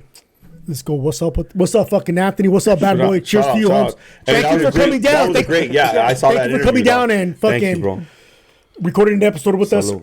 The message, the question he left for you, because I asked every guest to leave a question for the next guest. Mm-hmm. So the question he left for you is this: What are you doing to better yourself? What are you doing every day to make yourself better? To make myself better. Is learning how to scale up is where I'm trying to make myself better. As far as like the business, I'm trying to figure out like what's the next step. Do I just stay where I'm at, or do I try to scale up in this next year? Because people always come at me with ideas like, dude, this is great. Like you should do this, this, and this, and this. But there's only one of me, and it's there's not enough hours in a day or a week or a month to get done what I need done. So what I'm trying to think of is bringing more people and expanding my business into having like I'm trying to get my wife to get more involved, and that's a hurdle in itself because maybe she's not interested in this business. I don't know, but she's a business person, so I need her skills to help push this out. So what I'm trying to learn is to not look at so much of the profit, but about scaling up and getting more people involved. I already know it's a good product. Now I need to scale up and get more people involved to help me scale it up, because I have about 5 years till retirement in my profession. So wow, yeah, so good, bro. I have 5 years to scale up this business where I'm gonna be like, well, damn, I could take it to the next level in these next 5 years, or just stay where I'm at. And I'm happy. Well, I'm happy either way. So I'm happy where I'm at, but I would only be 50 years old and then could scale up to whatever. I could get this in the BevMo's all over the country. You never know. Let's say I get 1 or 2 stores in the next 5 years. Let's say I get this to 1 store a year in the next 5 years. Well, if it does good in those stores, why not get it out to other stores or scale up or get a facility and start mass producing this and get it to more BevMo's? Because people only know what they see on Instagram or TikTok or whatever. But what if I have it on the shelf and people are like, oh, I'm going to try this? Then it's just more exposure. So I guess that's where I'm trying to improve as far as the business sense. In the personal realm, I guess I'm trying to constantly find that balance between work and personal life, because I'm working full time. I teach on the side and I have a small business. That's more than some people do in, their regular day-to-day life. I have one full-time job and 2 part-time jobs. You know what I mean? So it's just and a family. And a family, yeah. So it's finding that work-life balance too, because people are every day. I'm getting orders like, "Hey, I'm having a party this weekend. Can I get this? Hey, can I order this?" And it's cool. I love it, and it's great. It's a good problem to have. It's a good problem to have. Big time. Very good Big problem time. to have, because out of the blue, I'll just be like, "Hey, I need 200 cubes, or I need 400 cubes, or I need this or that," and it's just like, "Oh shit, that's cool." And thank you for thinking of me. I'm gonna do my best to get that order ready, and then you could pick up, or I could deliver, or ship it, whatever. So, it's finding that work-life balance too. As my kids get older and they become more independent, they don't need me as much, or they don't need dad around as much. Where it's just like, okay, shit, well, this is good. Like, I have something good. I just need more people to get involved and be like, hey, I'll help you out. And it's just getting to that level where it's like, dude, how much money do I need to make before you're like, oh, well, I'll help you out now. You know what I mean? Right. So like, but now like my nephews and my son starting to get involved, like, into thinking like, damn, I want money, and my dad has a good source of money. He'll pay me, or my uncle or whatever. So like I have an event on the 6th. And so like I hit up, I don't remember the name of it. It's at some cigar lounge, a new cigar lounge in Ontario. But it's a Baker to Vegas party. So I hit up my cousin yesterday, and I was like, hey, you want to bartend for me at this party? She's like, yeah. I was like, it's cool. It's fun. You're going to have fun. I'm going to pre-batch everything. All you have to do is pour and hand it out and, just be my bartender for the night. But it's cool because, I get to pay her to have a good time. She's going to have a good time. She's very personable. And, I hired Christian for that one party, that one tasting event. So it's like cool because like now I'm at the point where I can start paying people and then helping them out. I pay good, so like Christian, Christian, I pay him $30 an hour. $30 an hour, just stand there and fucking pour drinks. You know what I mean? Go help you out for $30 an hour. Yeah. Do that shit. So and then like this next event, the bartender's fucking hammered. The Yelp review, the fucking guy that did it, fucking Cesar. Why is his wiener out? But like and like and like I know what bartenders get paid. So like I'm looking at like, hey, a bigger event, more complex, $35-$40 an hour. So it's just like, it's finding out those little price points where like what makes it worth their time to show up and bartend. Hey, bro, I think to me, like the point that you've hit, like I don't know, I'm gonna say like the when you've made it is when you can start hiring people. When you're getting to that point. Hey, when you need help, because if you can fucking do everything by yourself, right? You're like, all right, whatever. But when you're like, fuck, I need help, right? You're like, hey, you know what? I got something going on. Expansion. Yeah, I got something going on. Right. And then when you have enough to cover, like, hey, I'm gonna pay you to do it, bro. Just do it. I need your help. Right. Right. And you've arrived, homie. Yeah. You're right. Yeah, I agree. I mean, if you can fucking do everything by yourself and get it done and still be a dad, right, a teacher, a professional, right, and a husband, like you're like, right. But when you need to hire people and when you can pay those people, right? You're that's what in a very good position. Yeah, you got there. Very good position. You're expanding from there. And I'm not even in year one. Year one will be February. Yeah, let's go February. Let's go. Fucking Old Fashioned Company. All right. So now you Birch, porfas. Oh, 100%. I know. I'm sorry. I forgot that shirt to work. No. I know. I forgot it. I'll ship it to you guys. So you answered that question. Now, can you please leave a question for the next guest? Yeah, my question would be is how do you get other people involved in whatever your passion is? So like let's say if someone's starting a business, how do you get people to believe in your product or your company? How do you get those people to do that? Like let's say for example, well we also have to relate this question to real life because not everybody's going to have a business. A business, you know what I mean? Well, okay, so how do you gain momentum? Like how do you get people to believe in you? Like let's say for example, like Darla's business, right? Like Darla has her own business, and then you have your own podcast. You have two separate things. Now, how do you get your spouse, or how do you get people to get involved in your business? Like, cause you're not really involved in Darla's business, but she could use your personality or your, you haven't had her on the podcast, right? So, but she's doing it. I've invited her. How do you get that person? But that's what I'm saying. Like, how do you, the struggle is how do you get that person in your life who you love or who you want to get involved? How do you get them to buy into that? Because I talk to a lot of business owners, and like Jorge and Viri, they're partners in their business, right? But like other business owners, their significant other isn't involved in their business. They're like, oh, well, that's their thing. They're doing that.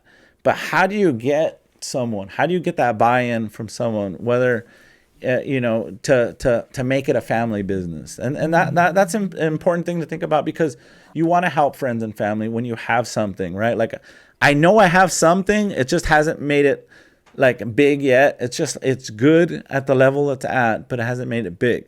But I would like to get friends and family involved in it to be like, okay, well, I want to be part of that. So I guess the solid question would be is, how do you get people to buy into your business to help you scale it up? Whatever business or whatever project or program, or like if you're starting a nonprofit or whatever it is, how do you get that person to buy in and believe that this is something they should do, that it's worth their time, their effort, their money?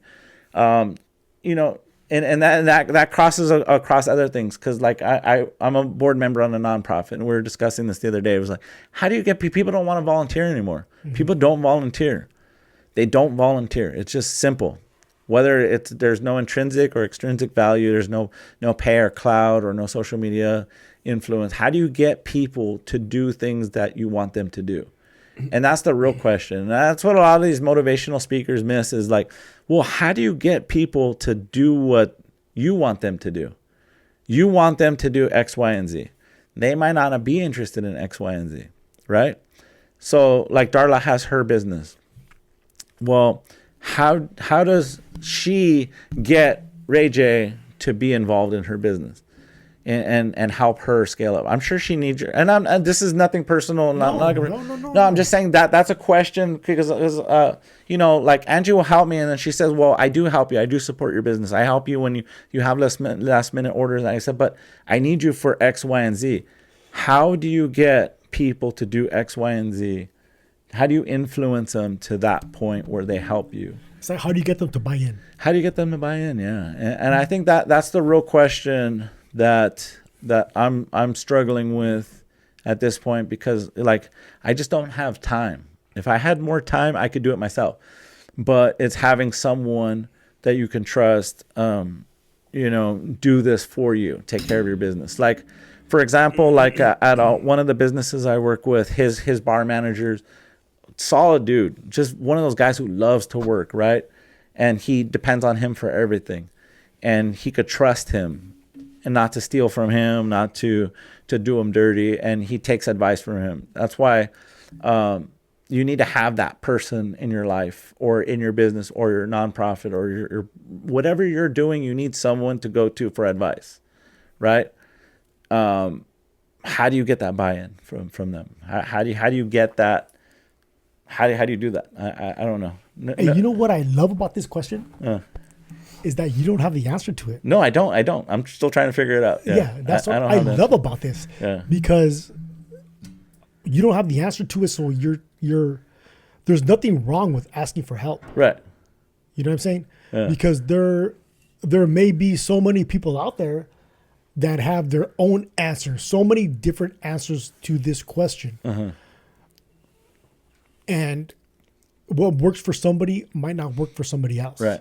You just have to find out what works for you. And the best way to do that is trial and error, but also to learn other people's experiences. Right. And that's one thing that I wanted to accomplish with the podcast as well. Yeah. I wanted to get multiple different perspectives, multiple different experiences, so that people can hear these instead of going out there and actually doing it for yourself, because nobody has time for that shit. Right.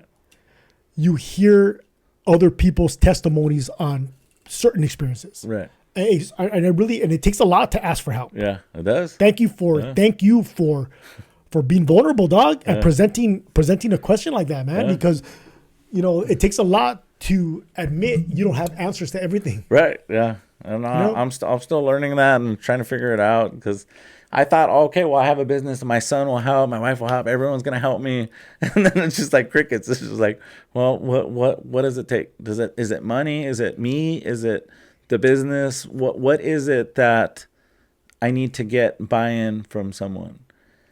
So we already know, like, it's going to be successful. Where could we take it next? Yeah. So that's where I'm at. But it's fun. It's a fun learning process. It's a good problem to have. And I'm thankful to all the customers that I've had, because people who bought my merch, people who have bought, and it's an investment into me. And I've been a stranger to some of these people. They're just like, oh, hey, I heard about it. I want to try it out. And then I get repeat customers, and it's just like, damn, that's cool. They liked it, because they're choosing to spend their money on me. Like Christmas, this was my first Christmas. And I sold a lot of little gift baskets and gift boxes and stuff like that. So that means that those people knew my product, and then they bought it as a gift to someone else. I was like, that's cool. Right. So it's been a fun ride. I can't say I regret anything. It's been work. It's not like, oh, it's just sit back and make money. It's not like stocks, but where someone's doing your work for you. But it's been a learning process. It's been fun. I've been meeting nice people along the way, and it's been profitable. So let me just say real fast. You mentioned stocks. You have made me a lot of money in stocks. Thank you. Yeah, that's right. Hey, so do you have anything for me? Do you have anything for me, dog? Any questions? Anything? You have anything for me? You have anything for Cesar? I just think the question I left you guys with, it's just, it's just getting that trying to figure out that part of life is to get that buy-in from people, and from people who you want to get involved. And I think, I strongly believe that if people you're going to have to spend your money somewhere. And I support small businesses. I think small businesses, I think are the way to go. You might spend $1, $2, $3, $4, $5 more, but you're making that person's dream or ambitions come true. You know what I mean? And I think that there's so many options out there, and it's an honor to get that client or get that customer too. So, I'm thankful for all of that. I can't sit back here and say like, hey, well, I did this all myself. No, you wouldn't be a business if you didn't have clients.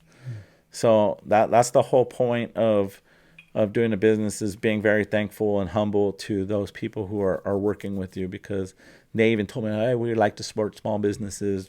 As long as you could supply us, we'll do business with you. Fuck, and you know what? I might be opening up a whole other big ass conversation right now, but I'm gonna do it because it's I think it's an important question. Uh-huh.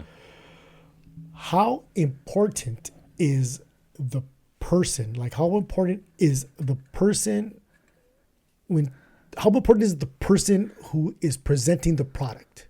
Because if you were not a likable individual, right? How successful? If you were if you were an asshole, right, and you were trying to sell your shit to people, how many people would buy it compared to if you were coming at them correctly? You give what you get. You get what you give, right? So how important is the presentation? How important is the person? How important are you to the product? It's huge. So I'm going to give you an example. When you said that, the first thing I thought of was when I brought my daughter along with me to the bottle shop, right?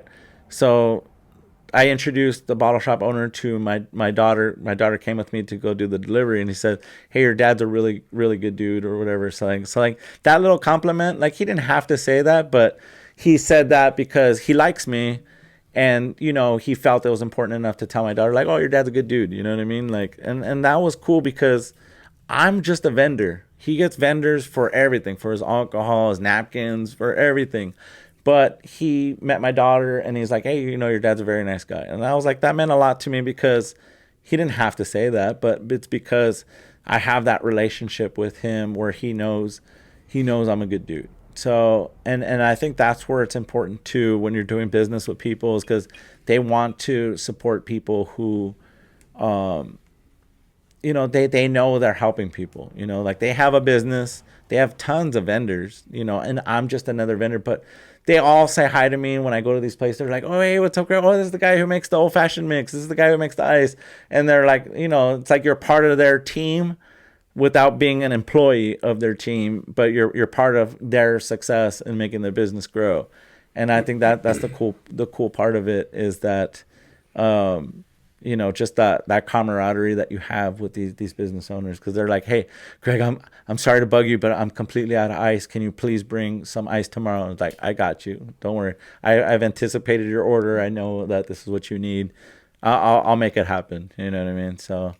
And that's where it's important to have that personal connection with the client. And I always think about The Office. You guys ever Office fans? I know. Yeah, remember what they were talking about? Like, you know, that personal connection with your clients. You know what I mean? Like when they were started the different paper company. When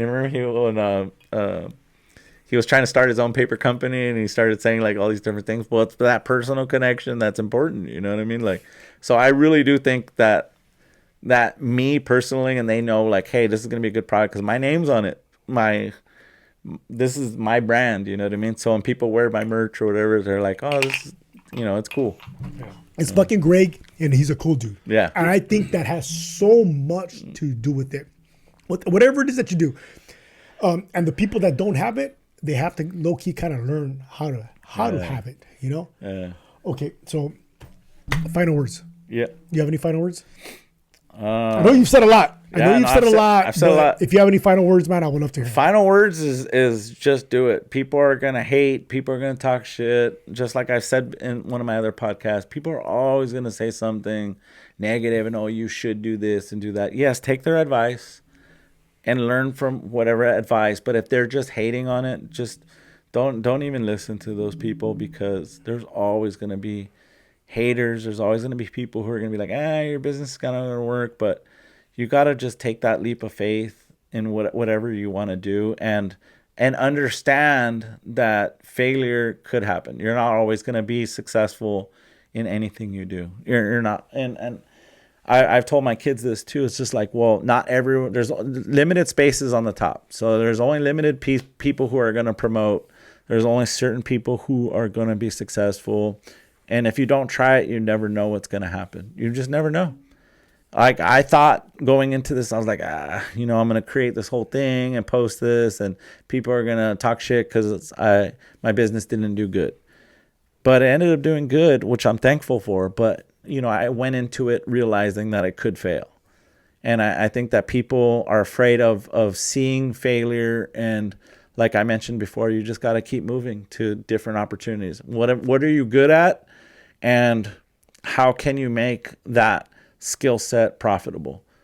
So if you're good at public policy, if you're good at public speaking, if you're good at teaching, if you're good at making something, if you're good at baking, whatever you're good at, you got to see what other opportunities are out there that are gonna, fulfill you, whether it's money or intrinsic value. So just do it. Yeah. Fuck yeah. It's simple. It's simple. It's very simple. It's very simple, but you have to just try it out. If it fails, it fails. At the end of the day, people are gonna forget about it and then be like, oh, okay, well, yeah, Greg started this company and it failed. No big deal, Fuck yeah. Hey, final words? Well, hey, I've known Greg for a while now, and, I've seen you, from when you were making us cocktails. We partied, we smoked cigars together, quality cigars that you fools smoke and all that stuff. But, I'm glad that you're moving forward with your business, and I know it's going to succeed, dog. And I want to say thank you, thank you to you, dog. You introduced me to a lot of quality people, dog, and I know, like I said, bro, like, we went from drinking poolside to, like, now you're bottling it, shipping it. Yeah. I hope it, I wish you nothing but success, brother. Thank you. I appreciate it. And I'll still make you guys drinks. I'm always going to make you guys drinks. I haven't had a breakfast this fucking good in months, dog. All right. Hey, I want to thank you. No, thank you. Big time appreciate Appreciate you. You already fucking know. Duarte, you already fucking know, Holmes. Boom. Boom. So you guys already are. You know, I always end up by saying, now that we're done, we did this, ritual complete. You are now all a member of the Society of Bell Ringers. Hey, thank you for putting that back up there. Thanks, Holmes. Yeah, I fixed it. But you guys already were. But thank you for coming, taking time out of your day and doing this, man. It means a lot to me that you came down here and did this. Yeah. It's fun. I feel as if we accomplished a lot because it was a low-key a class on how to start a small business. Right. How to start A, B, C, and D, all of that good stuff. Right. But I big time appreciate you, man. Give me a fucking hug. Yeah. You're always welcome back. Hell yeah. You're always welcome back. However I can help you out, let me know. Yeah. Thank you, dog. And I'll follow. Well, Greg,